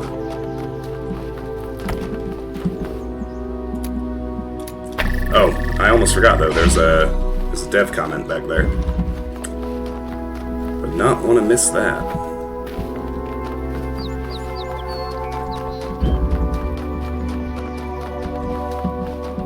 Underwater Night Quest is probably the silliest of the text adventures, if we don't count the Sam one. Like many old RPGs, it has an incredibly eclectic range of influences that are kind of all shoved in without much logic. In this case, this also reflects the fact that the people of Gehenna don't really understand the human world that they are drawing from, or they're kind of recreating its culture in their own way. And of course, I'm also having a lot of fun writing it and putting in all kinds of silly references to Egyptian mythology, my grandmother, Chronicles of Riddick, the Elder Scrolls, and all sorts of other things. There's this particular bit where you meet this old man who starts telling you you've come to hear the word of Talos, to death with a book of ancient Greek mythology. That's kind of inspired by all the people who always go, oh, it's a Skyrim reference. No, it's not a Skyrim reference. I think the Greek mythological figure of Talos is a little bit older than Skyrim. Yeah. I'm not actually mad about this, but it did seem pretty funny that you beat someone to death with a book and then you feel better. The main source of inspiration for this game is actually an old shareware, possibly postcardware or something like that, a game that I played a very long time ago that wasn't a text adventure. It had actual graphics, but it was some sort of, very, very, very early indie thing that I got on some CD. And I've never been able to find it. I don't remember its name. I think there was a dragon in a village and you had to, get your stats up and then go kill it. Something like that. Save your girlfriend from the dragon who's taken over your village. Something. I only vaguely remember it. I played it as a kid. But it basically had this structure, so that's where that came from. In terms of more serious ideas, what's interesting to think about here is the ways in which this story still reflects the ideology produced by the material conditions that define the world of the characters. They're all trapped, and of course they need to believe that it's okay that they're trapped. So a lot of the little bits in the story, the endings in particular, are very, very ideological. They express a very particular ideology. So for example, one of them says, some of your friends worry that they'll never leave the village, that they'll never have any adventures, but you don't share that fear. You know that freedom is within you, and you can find whole worlds just sitting there gazing out at infinity. I.e., in other words, it's okay that we're all trapped in Gehenna, because we can always come up with more stories. Another one ends with the phrase, you have all you could ever want right here, which again is the same sort of thing. And that's something that's really worth thinking about, because we are constantly surrounded by ideology. Everything that we consume in terms of art or entertainment is full of certain ideas. It can sometimes be very obvious and irritating, and people have gotten very allergic to this sort of moralistic art, which is very understandable. But even when it's not openly moralistic, it still expresses ideas, and it's possible for us to kind of be immersed in that without realizing. And if we want to be thinking citizens, rational animals, then it is important to recognize that art does express ideas. It doesn't mean that everything has to be reduced down to politics, because that's reductionist.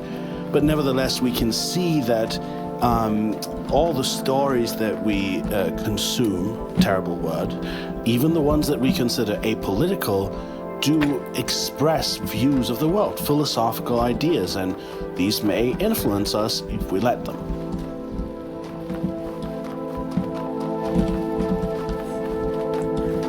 I hadn't even thought about that.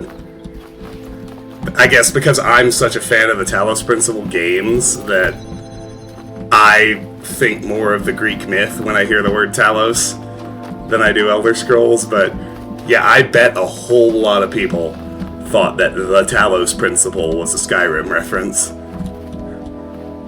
And the idea of,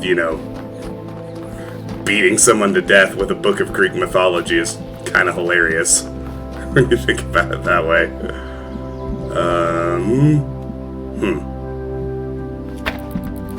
That one can't really go anywhere else if we're going to unlock the final door.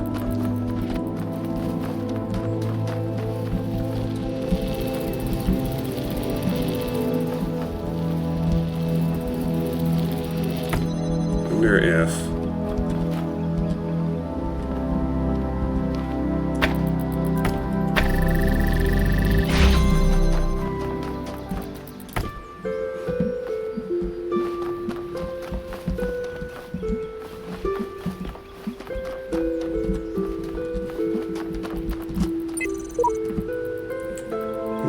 say? The hex here just says error cannot clear data. Prisons are built with stones of law, brothels with bricks of religion. Blake MHH.html. And no, there's not another connector either, so...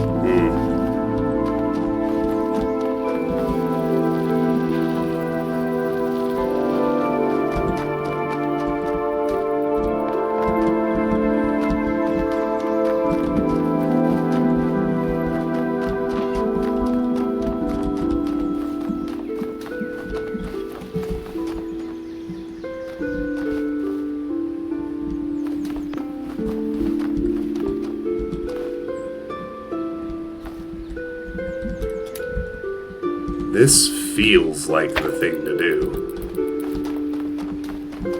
Just have to get this lined up right. Could be a real challenge.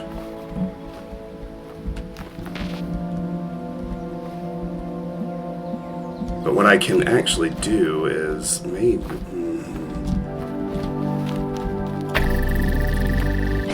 That is where the third one has to go, but it doesn't have to go there right now.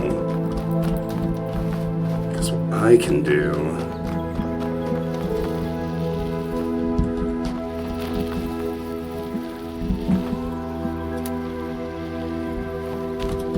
is kind of position this in a spot where it can hit those. I'll connect it to that one too, just for funsies.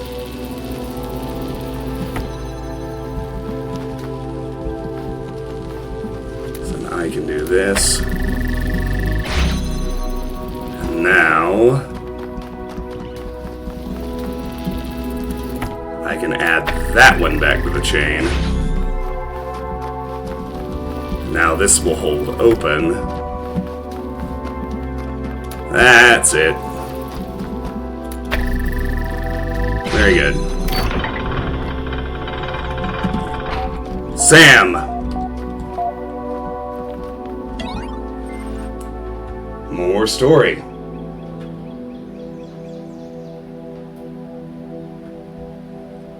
Welcome back, Uriel Copy 5. There are threads available on the Gehenna Billboard system.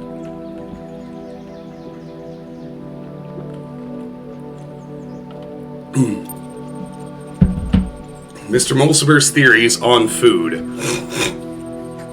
Mr. Mulciber 8. Since Nave asked in a previous thread, I thought I'd write something about food. Attachment on food.txt. Kaiju 2. Weird, awesome stuff. Thanks. Knave 4. I feel smarter now. Dog 3. What I don't get is how so many of them didn't understand that they were machines. Every day they went around processing matter to extract energy, and they didn't realize this has Talos principles stamped all over it. Borg 9. Perhaps they simply aspired to something more than being...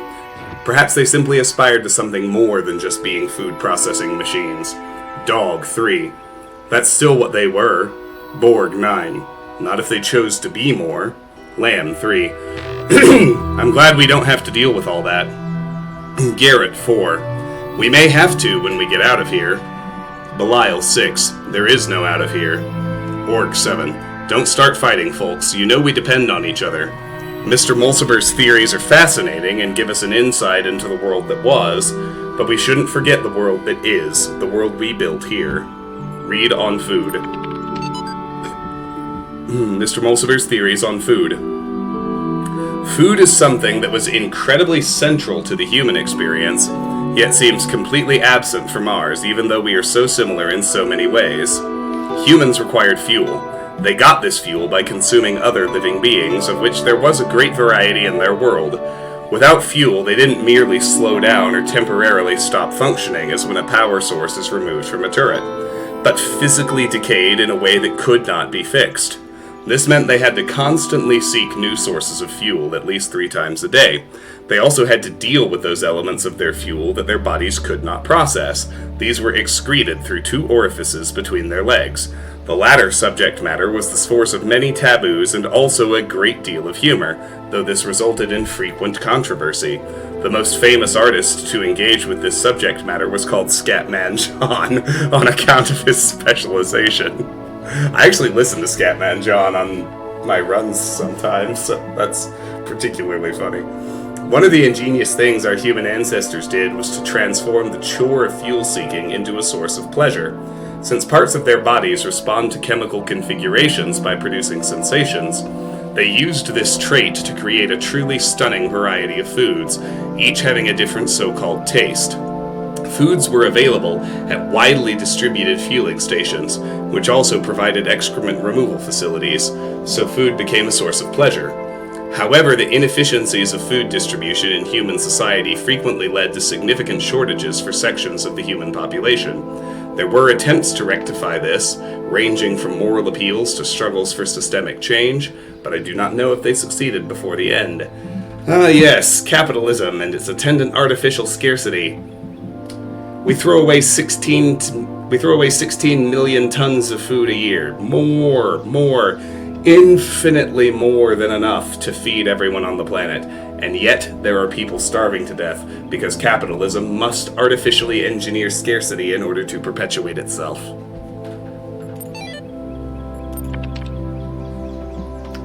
New gallery season. Attachment. Lilith 7. Voting is now closed while we tally up the results. Of course, you may continue to explore the gallery at your leisure. Rockwell 5. How convenient the vote was closed just before I got here. Kaiju 2. Good luck, everyone. I wouldn't let my newfound freedom come between me and watching the live result. Lilith 7. The results are in. Knave 4. Drumroll. Lilith 7. In third place, Knave with Where the Humans Live. Knave 4. My first placement. Woohoo! Dog 3. A pity it finally comes on the day Uriel begins pulling this place apart. Lilith 7. There was a very tight competition this season for first and second places, and in the end it came down to a single deciding vote. In second place this season is Mr. Mulciber, 8, with a collection of natural history curios. Mr. Mulciber, 8. Really, I owe it all to you guys. Who won? Your lackadaisical approach to these announcements tires me. Please inform us who won. Okay. Finally, first place this season by a single vote, and next season's leading light, the winner is... Everyone seems to love this guy. It's the Blacksmith, 8, with his abstract collection. Dog, 3. I don't know why everyone keeps voting for this guy when he never shows up in person. Bit holier than thou, if you ask me. Lilith, 7. Congratulations also to all those who voted for the Blacksmith. Be sure to check in for your rewards. Rockwell, 5. Lilith, who exactly turned the vote? Lilith, 7. Lamb had the deciding vote as it happened. Back. Unfortunately, you didn't select the winner and gained no profile status. Okay. Incredible Stories number 5, Attachment. Incredible Stories issue number 5, featuring new work by Belial, Mac, Galatay, Mr. Mulciber, edited by Lilith and Mac. Fiction. Alexandra's Choice by Galatay. The One Spiritual Law of Happiness by Belial. Non-fiction. The Blacksmith's Lost Work by Mac. Alexandra's Choice by Galatay. Alexandra stood before the terminal and pondered her choices.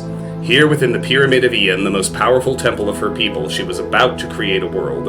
All she had to do was press one button. Up until this moment it had seemed easy, or if not easy, then so necessary as to defy contemplation. Civilization had to be saved from the impending catastrophe.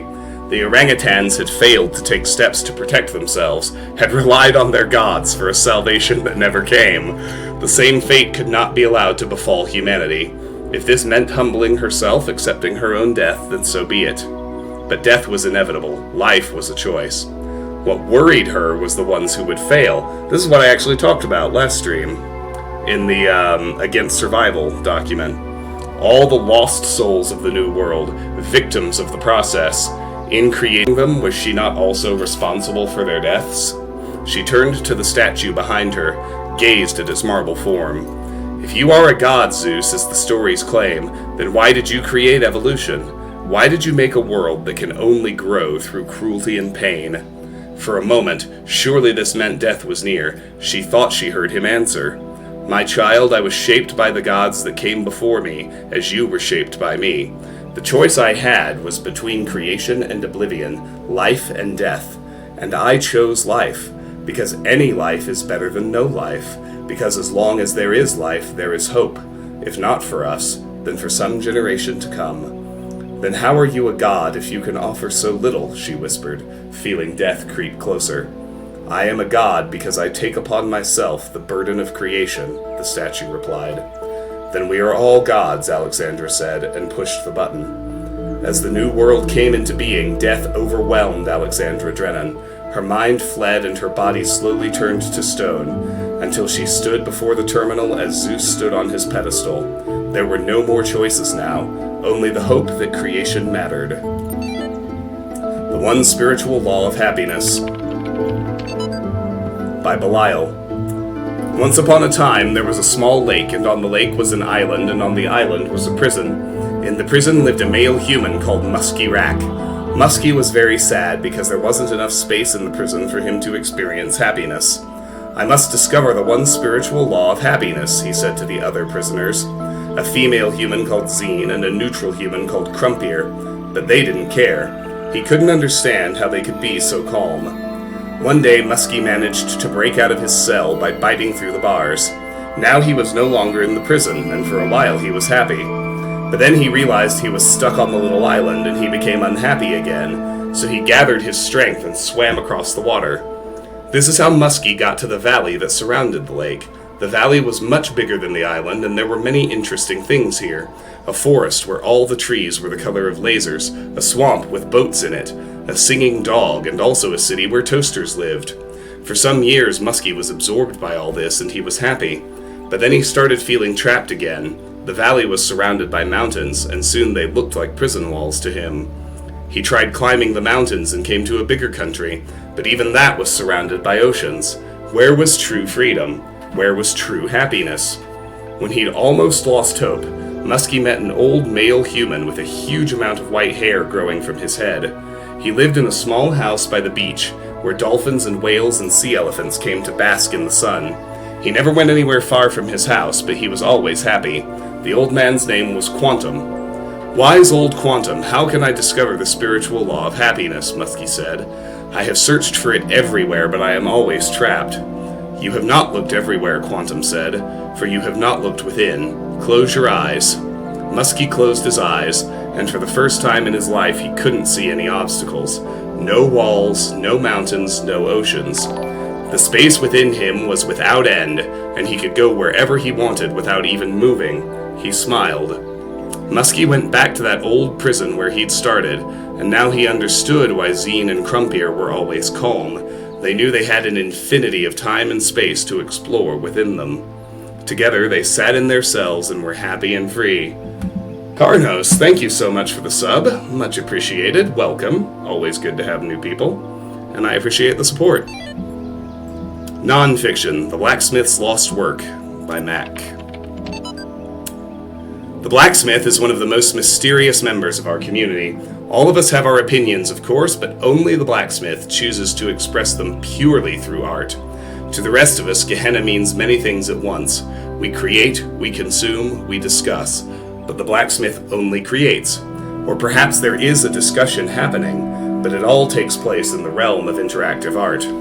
The blacksmith's dedication to this one form of communication, however, only deepens one of Gehenna's great mysteries, the fate of the blacksmith's lost work. Jerusalem, as the lost work was called, was posted in Gehenna for only the briefest period of time. Many had not even managed to start playing it when it vanished. Some had begun and felt quite impressed, but had not managed to explore it in the depth that it seemed to require. Then, suddenly, it was gone. Some suggest that the blacksmith deleted it because it was somehow flawed. Others think it was accidentally destroyed by a glitch, but that the blacksmith refuses to ever upload anything twice.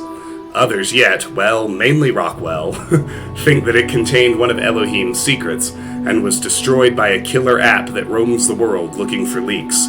There is also a theory that the moment someone finished it, they were granted some kind of special insight, at which point the work deleted itself.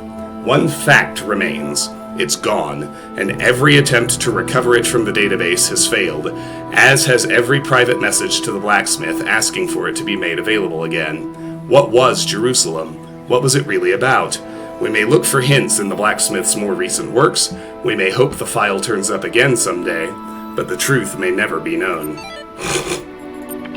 And create new thread. Please enter your thread topic below. Remember that supportive posts receive more upvotes. Why were you sent here? What is the truth about Gehenna? Why were you sent here? Your thread has been created. Check back soon to see if anyone has replied. Okay. Why were you sent here? Uriel Copy 5. Kindly inform me of your origins. Alright, that's it for now.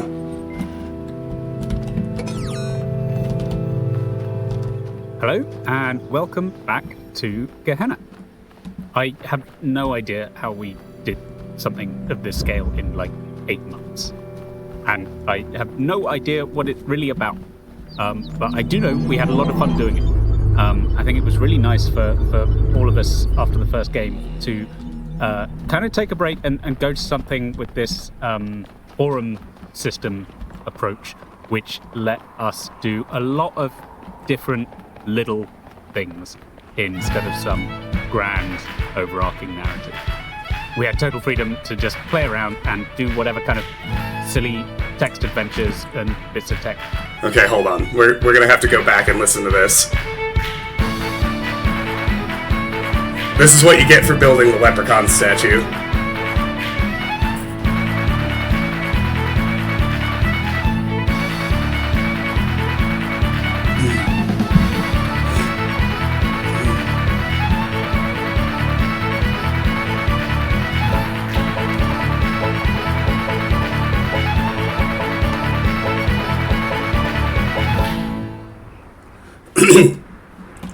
Well, thank you. Thank you kindly, folks. Alright, let's go play that again. In the original, that didn't happen until you had rescued all the bots. And then if you had built the statue, they did the dance. That's why I was not expecting it at that juncture. That's okay.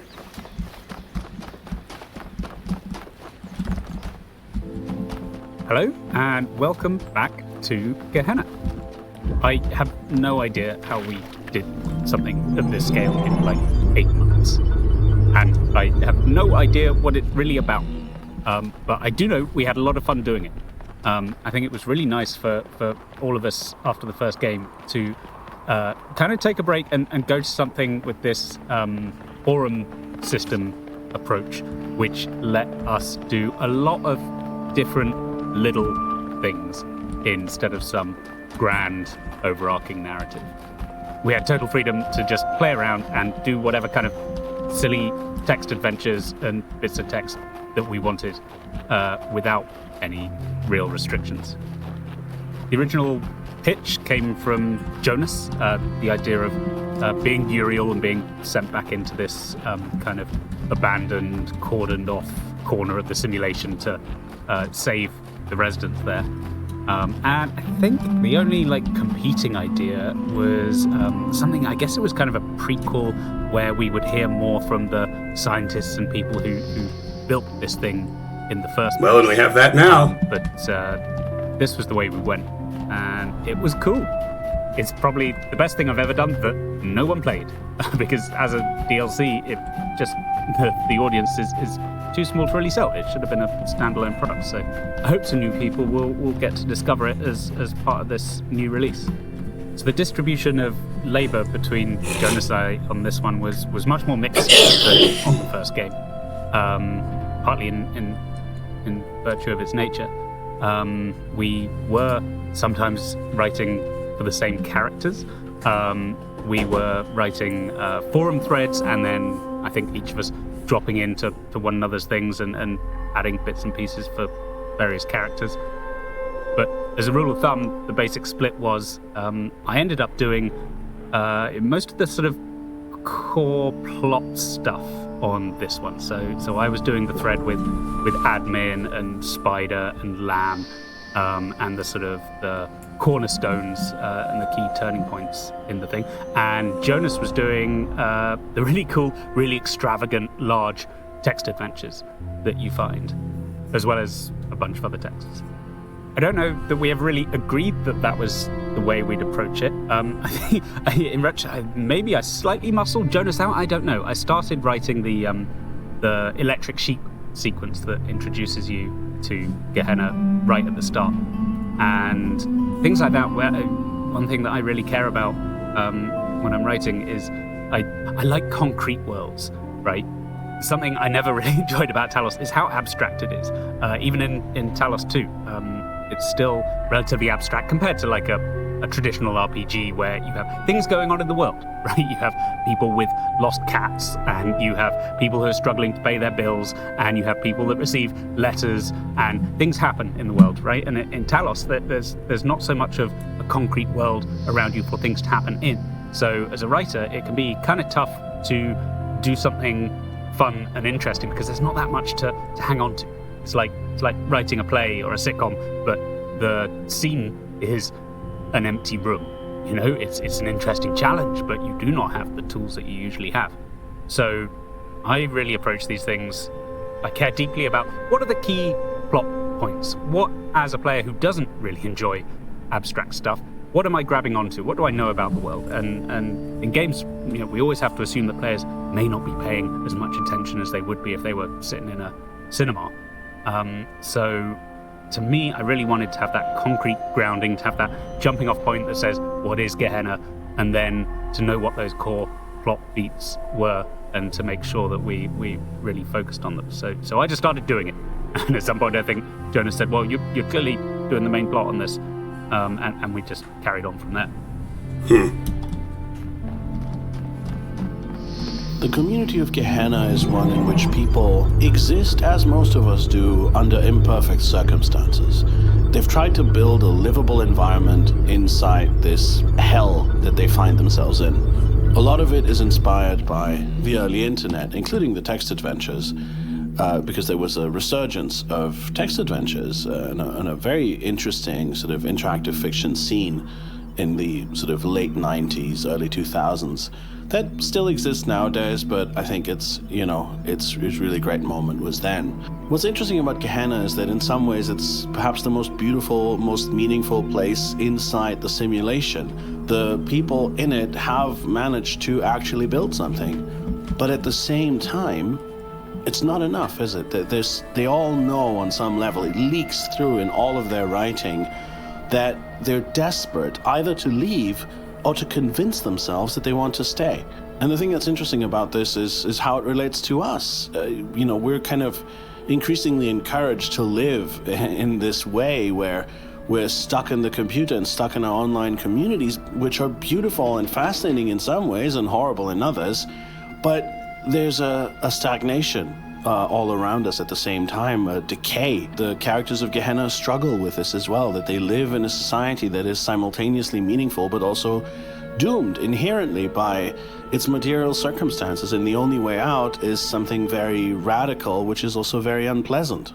I'm not trying to suggest that this is some sort of one-to-one allegory for the internet or something like that. I try to avoid allegory. I'm much more interested in applicability.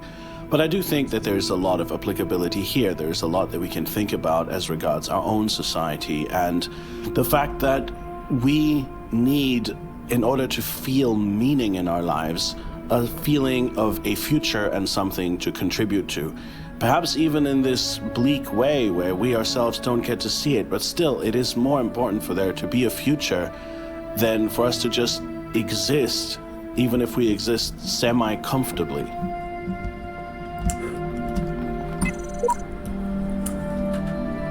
The hex on this just translates to deleted Ted. Nowhere either with more quiet or more freedom from trouble does a man retire than into his own soul. Aurelius Meditations.text. I love meditations. I have a pretty stringent habit of reading one passage from Meditations every day and pondering on it for a few minutes. This one, the hex says,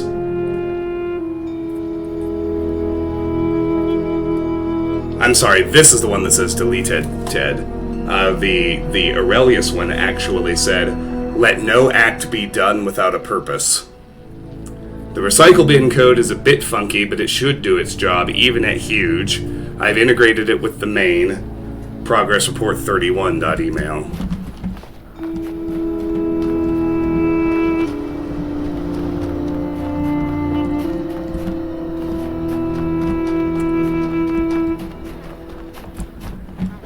Now, the whole center area is a puzzle of its own, so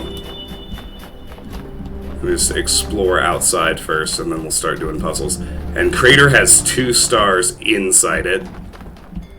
I do remember off the top of my head where... Nope, I remember where both of the others are. We're good. I think what keeps us going is that we're involved in an act of creation. Creation relieves the burden of ego, and death is all about ego. That's why Alex... Sarabai 5645.dat.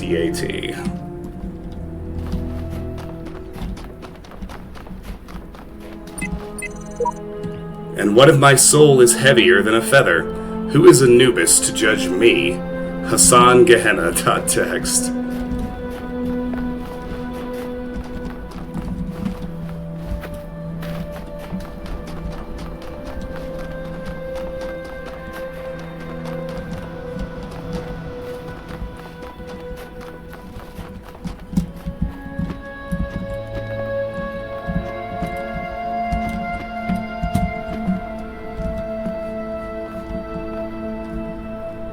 I was sworn it was up here. Yeah, there it is.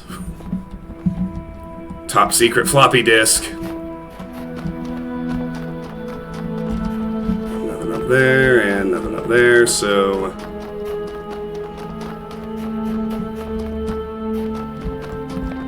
we can do our floppy right quick, and then we can start puzzling. Upload file, samtext.dialog. Confirm upload, yes.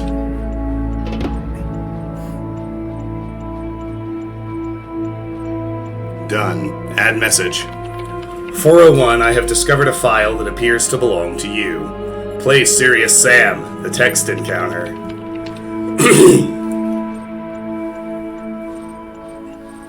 Close your eyes. Serious Sam, the text encounter.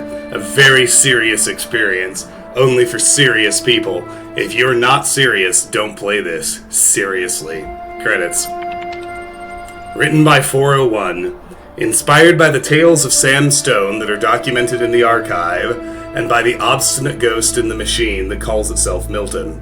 This is better than the blacksmith's work by far. New game. You are Sam Sirius Stone. You've fought the invaders on more planets than you can count. You've won battles against hordes that seemed impossible to overcome.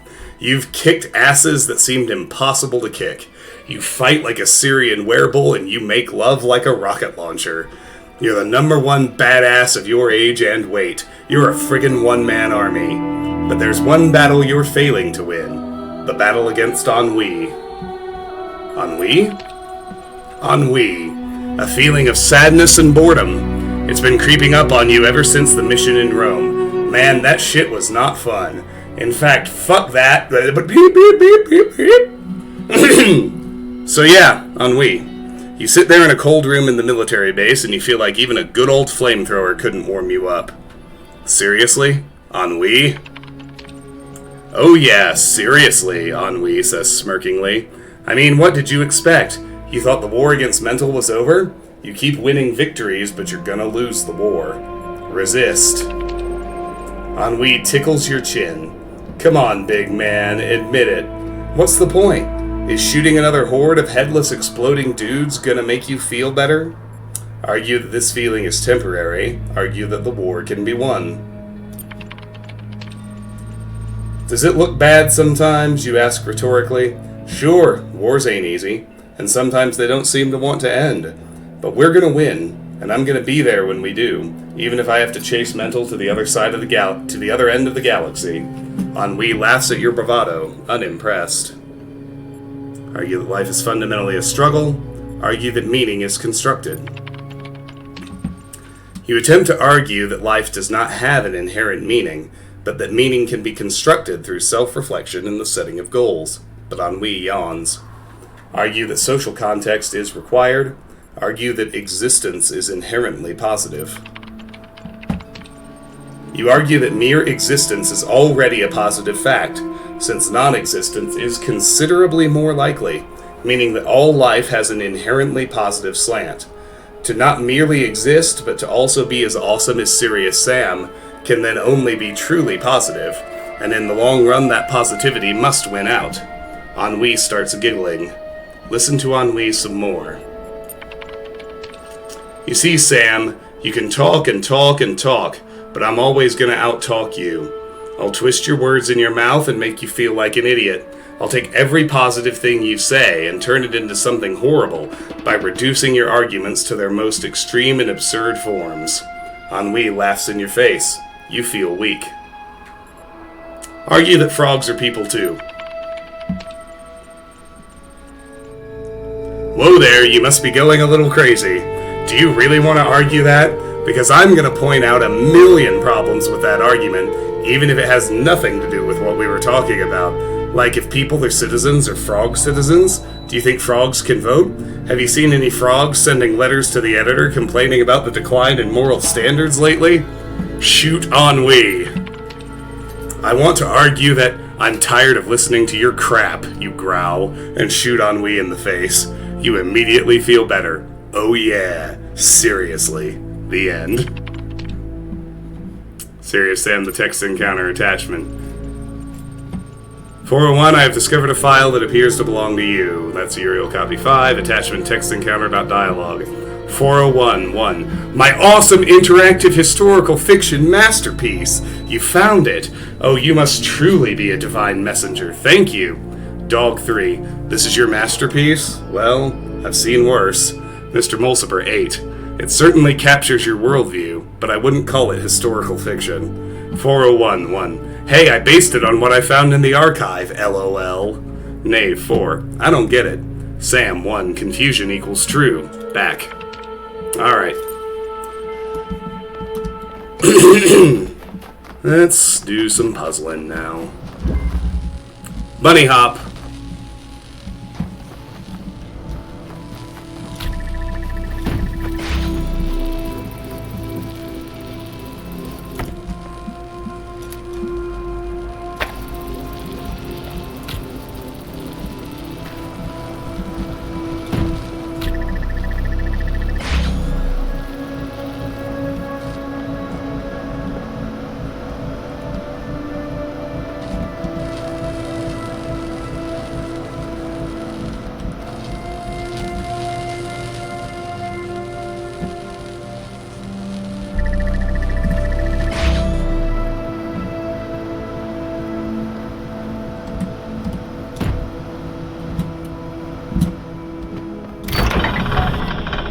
Frankenstein.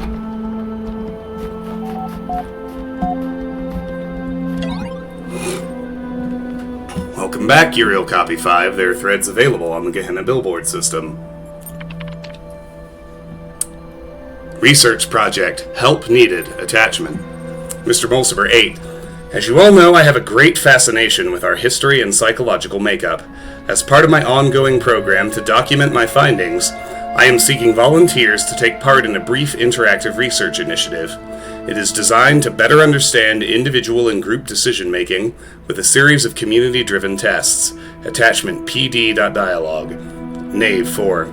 Is this a game or is it work? Mr. Mulciber 8. Both! Have fun, challenge your friends, and help our project at the same time. There might even be a prize for high scores.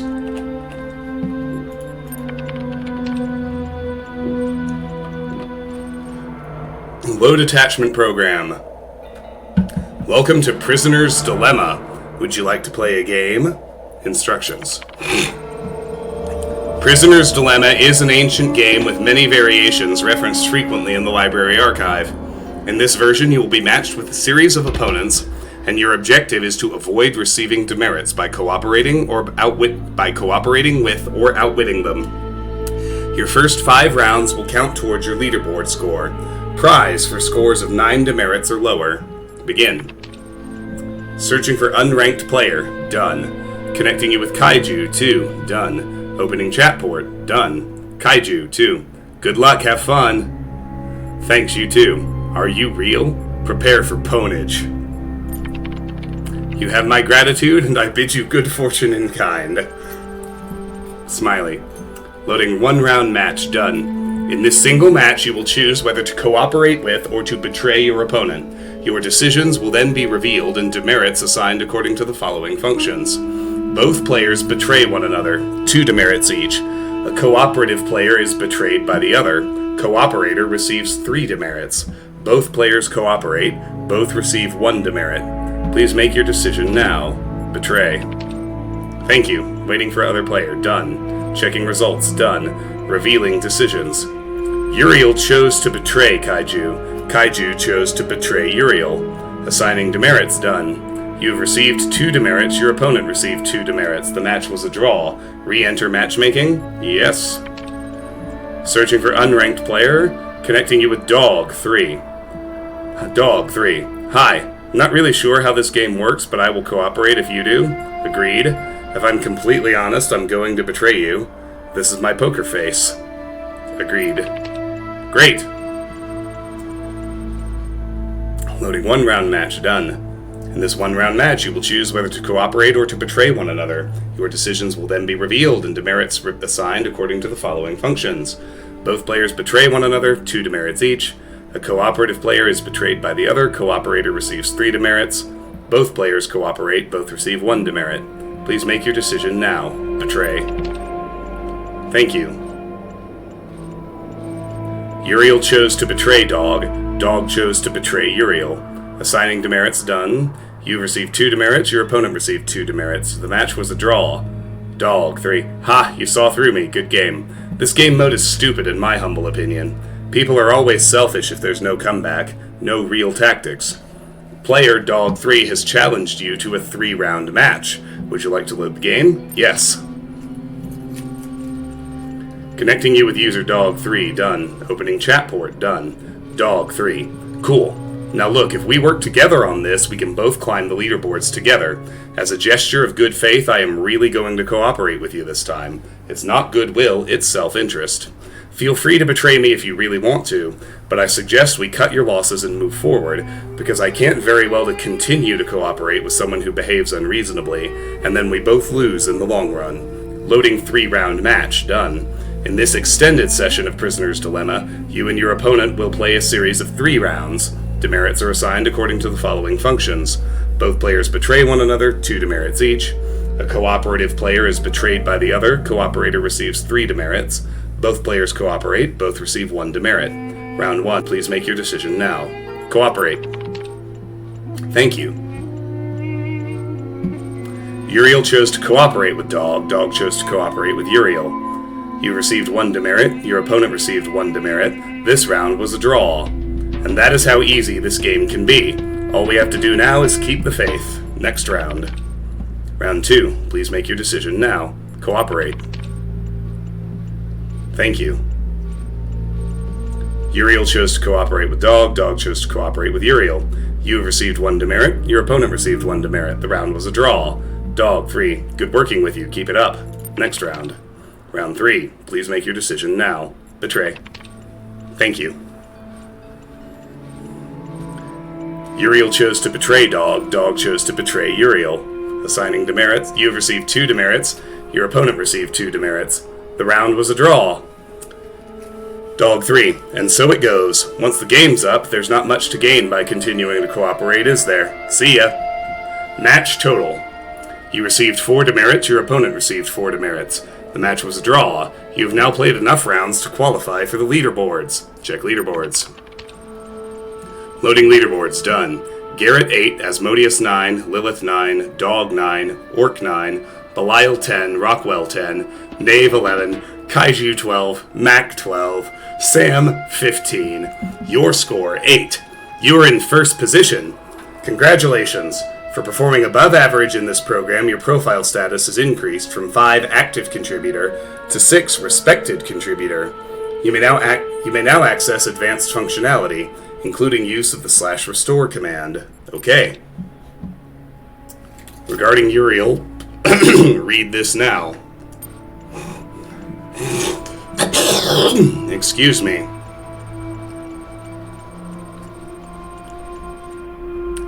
Kaiju 2. I can't confirm most of what Uriel says, but I can say for sure that I am no longer imprisoned. In fact, there are quite a few of us out here now. Mr. Mulciber, 8. Who exactly is with you? We're trying to gather exactly what's going on. Kaiju 2. I can see Sam, Garrett, Belial, and Frankenstein. Frankenstein 3. That's Frankenstein. Thank you. That's a reference to Young Frankenstein, a most excellent Mel Brooks movie if you haven't seen it. Sam 1. Imprisonment equals false. Ascension equals false. Jefferson Goldboom, episode 126, attachment. The Adventures of Jefferson Goldboom in the Ninth Dimension, episode 126, attachment. Mac 5. Hey folks, lots of crazy stuff happening here in Gehenna, but don't miss this new episode. Attachment, episode 126.txt. Sam 1. Enjoyment equals true. Lamb 3. With all the strange stories going around lately, I'm glad to be reminded of the beauty of the world we've built here. Thank you for contributing to it. Kaiju 2. Hey, I'm free, but I still check back regularly. I love this story. Yay for the dinosaurians. Lilith 7. This is very clever. I always thought that the events of episode 69 would affect the plot somehow down the line, but I was still surprised. Mac 5. Thanks, Lilith. I've been waiting for this particular revelation a long time. Mr. Mulciber 8. Excellent. 401-1. You know, this is nowhere near as deep as the blacksmith's work, or as weird as Belial's, but I keep reading. Frankenstein 3. I'm not sure dinosaurians would wear armored t-shirts. 4 out of 10. Knave 4. It's just a story, Frankenstein. The point is to have fun. Admin 10. Keep up the good work, Mac. Mac 5. Whoa, thank you, Admin. I'm really honored that you read my story. Read episode 126. The Adventures of Jefferson Goldboom in Human World, episode 126. Reality blurred. Tiny blue symbols floated through the air. Voices echoed in the distance, then a vast landscape rose up before them. Thousands of towers, one next to the other, reaching into the sky, disappearing in the clouds. Each tower was covered in feathers of a different color, fluttering in the transdimensional wind. Oh my, Ginny HD whispered in awe. Jefferson could not speak. He was too overwhelmed by the beauty of the ninth dimension. He grabbed his guitar and improvised a new solo to express his emotions. Who could have built these amazing structures, Ginny asked. There was only one possibility. Remember our paleo DNA research back at the Institute? You can't mean, but it makes sense. Of course. Yes, look at the size of the buildings. Who else would need so much space? So it is the Dinosaurians. As if summoned by Ginny's words, a group of raptors on motorcycles roared up the road towards them. They wore bandanas on their heads and armored t-shirts on their bodies. Friends, Jefferson said, we have come from the human world to help you. We are not your enemies. But the raptors did not seem to understand him. They got off their motorcycles with rusty pipes in their hands, their eyes glowing like lasers. This situation could quickly become dangerous. Then Ginny had an idea. Jefferson, play the ninth chord. But that was how this dimension was created. Playing it here could destroy the universe. No, Jefferson, I calculated it. Please trust me. I know you haven't seen me in years, and you may be afraid that evil Dr. Elian has corrupted me, but you know my brain. They were coming closer now, and in their glowing eyes Jefferson detected great intelligence, but also great anger. They clearly believed they were defending their home from invaders. And though Jefferson was the greatest warrior in history, he was reluctant to fight. Violence, he had been taught, was the first refuge of the incompetent. I trust you, he said. She held his hand. Together they played the ninth chord. To be continued. What happened to the others? Knave 4. There are some people who haven't posted in a really long time. They also don't respond to private messages. Cudry, Nelson, Coffee Cup. Did I accidentally offend you? Frankenstein 3. Galatay hasn't posted in a while either. Neither has Asmodeus. Asmodeus still votes for stuff, though. Rockwell, 5. Same goes for Ravistar and Simpletsky, and they mentioned some kind of strange distortion in their last post. Lamb, 3. I'm sure it's nothing to worry about. They're probably just busy catching up with all the cool new stuff everyone's been making. Ask for more information. Warn of Gehenna's coming end. This realm may have been falling apart for some time. That is why you must ascend before more are lost. Garrett, 4. Uriel's right. Belial, 6. No one is ever lost. You must accept that existence is eternal transformation. They know a deeper truth now. Rockwell, 5. A truth Elohim doesn't want us to know? The real purpose of this world? Aliens? And finally, an historic occasion, 6+. Admin 10. Some time ago, I relinquished my privileges to a new generation of moderators. To help ease that transition, I have publicly preserved the minutes of that meeting here, available to our more esteemed members. Attachment, modminutes.txt. This thread is locked. Load attachment. Mod minutes permalink. Admin 10. As you know, Gehenna is still young, yet I grow old. Today it gives me great pleasure to hand over my moderator privileges to Borg, Mr. Mulciber, and Spider. Spider, 9. Thank you, Admin. We are all indebted to you for building us this home. We know you will never be far away. Lamb, 3. Here, here. Borg, 9. The first order of business is to introduce the new status system. We are an inclusive society driven by our users, not our leaders. But it is a shame to allow a few very loud, highly unconstructive voices to dominate the conversation. The status and ranking system allows you to upvote the content that you value, and lowers the visibility of users with low standings. Sam, 1. Relief equals true. Knave, 4. I agree. Good feature. Much requested. Frankenstein, 3. Comment is below the status threshold for this thread. Spider, 9. We'll be working on ironing out the kinks over the next few run cycles. Mr. Mulciber 8. We have also updated the Gehenna user agreement. Full details can be found in the usual place, but the gist is, please don't behave indecorously. Alright, and there's a comment. The text adventure A Dream of Aru is very much inspired by text adventures, by not only the old ones, but by this resurgence of the late 90s, in which kind of more profound things were sometimes explored, but also very silly and funny things. And it very deliberately hovers in this strange place that a lot of video games do between the silly and the profound.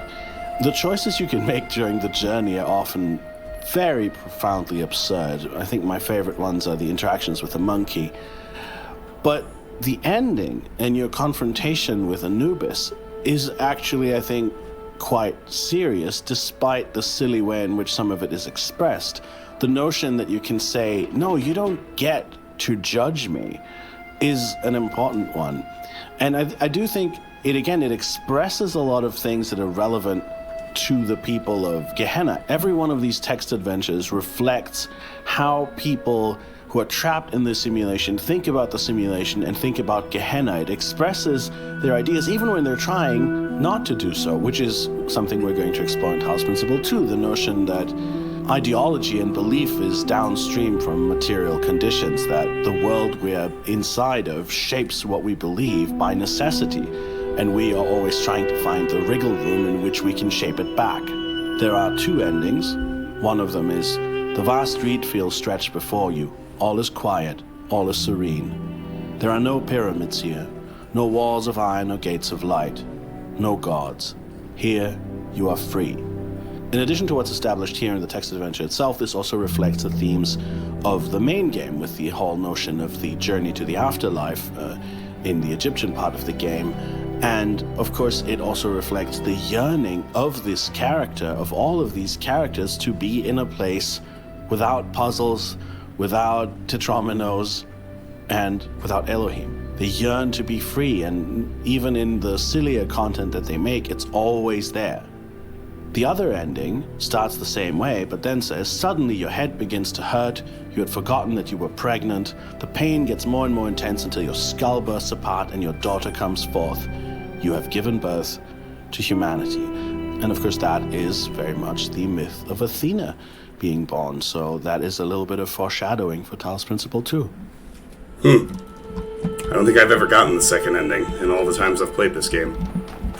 Alright, maybe one more puzzle, and just because I don't feel like messing with the stars, because I only have a few minutes left, so we'll do haircut. We'll hear about it first. With haircut, we wanted to try something new. A laser puzzle without all those maze-like walls we usually use. That's how we came up with our first moving building piece. Actually, this idea ended up inspiring the whole South 2 puzzle cluster in the sequel. The puzzle was way too hard at first, had 3 steps, had to cut it down to 1. Ha! Yeah, it's not a very hard one. I'll say that.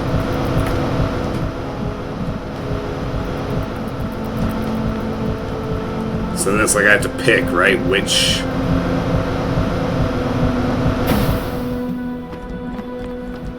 of these fans to activate, although it doesn't really matter.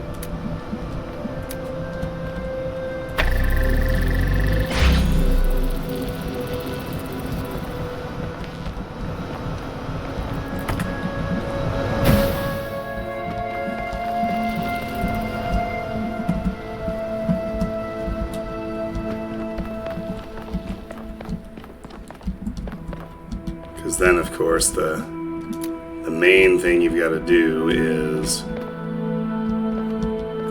just you have to cut off the blue laser now, or the red one, I mean. You can do that with a good old-fashioned stream crossing. Then we gotta let it rise up again.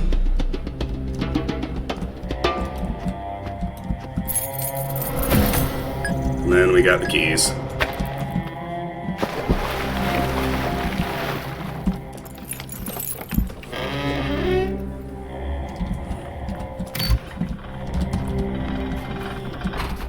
And we have freed Knave.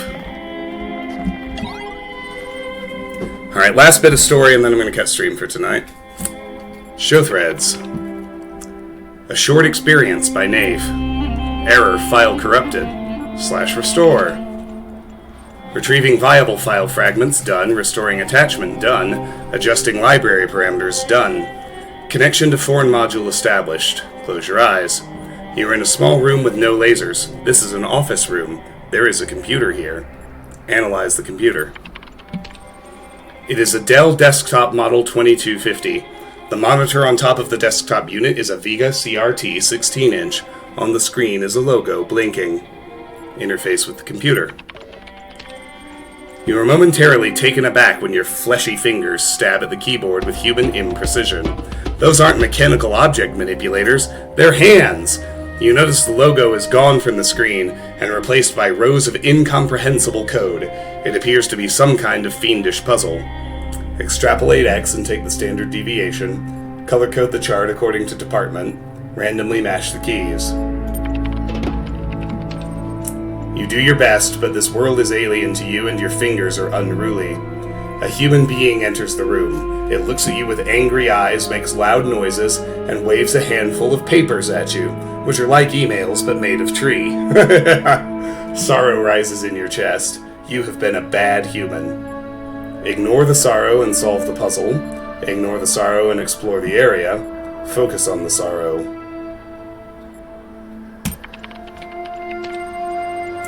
You need more information about your surroundings. You try to walk, but unlike mechanized limbs, these unnecessarily fleshy appendages beneath you appear not to be under your direct control, and you realize that the sorrow has overcome you and that your eyes have decided to leak. To be continued. What are cats? Knave 4. I'm sorry if this is another stupid question, but what are cats? They are mentioned a lot in the archive documents and even in some stories, and I have no idea what they are. Dog 3. I don't know, but I bet they were awful. 401-1, LOL. Knave 4, question mark. Frankenstein 3. They were a type of pet knave, small animals that people kept as companions or as food. Mr. Mulciber 8. Cats seem to have represented a bit more than that to our ancestors. One might go so far as to say they were obsessed with them. What's strange about this is that more than half the references I can find to this species describe them as arrogant, aloof, and frequently quite destructive. At the same time, they were apparently considered funny, cute, and lovable. Cats were considered both foolish and devious, graceful and goofy, a nuisance and a comfort. For a long time I was baffled by this contradiction, but I've come to believe that our ancestors saw in cats a reflection of the paradoxical nature of their own existence. Garrett 4. I saw a cat in Elohim's world once. Really, this is not a joke. Kaiju 2. No way. Can confirm or deny the cat's existence. We'll confirm it. It was there. We released it. The cat is a manifestation of the accumulated knowledge in the archive, breathed into life by Elohim. It exists. Garrett 4. I knew it. I knew I wasn't crazy. Thank you. Worst puzzle. Lamb 3. What was the puzzle or challenge, if you prefer the old word, that you hated the most? 401-1. Anything time-based. Ugh. Frankenstein 3. Once got stuck for ages trying to solve one using a jammer that I didn't even need. I just don't understand why Elohim would create something so messy. Knave 4. I liked all the puzzles, I just wasn't good at them. Belial 6.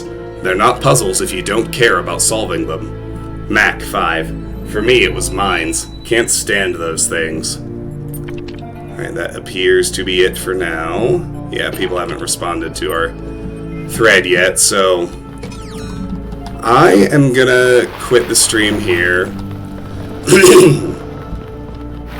I find my voice getting a little tired, and Sharon and the kids are going to be home soon anyway, so as before, I do not know exactly when we will be streaming again. It's, my schedule is just impossible to predict.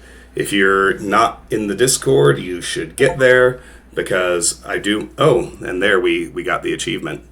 It didn't pop earlier, but it gave it to us when we logged out. It was game theory, achieve, and here I'll move my Steam window over so you can see, because we got perform above average in Prisoner's Dilemma and Road to Gehenna, 7.5% of players. Man, people clearly haven't studied philosophy, and it shows. Anyway, so I don't know when I'll be streaming again. I'll try to give at least 20 or 30 minute heads up next time like I did today. But thanks so much for joining me. Those of you who have been here, I really appreciate it. Have a great rest of your night, and I will see you next time. Bye-bye.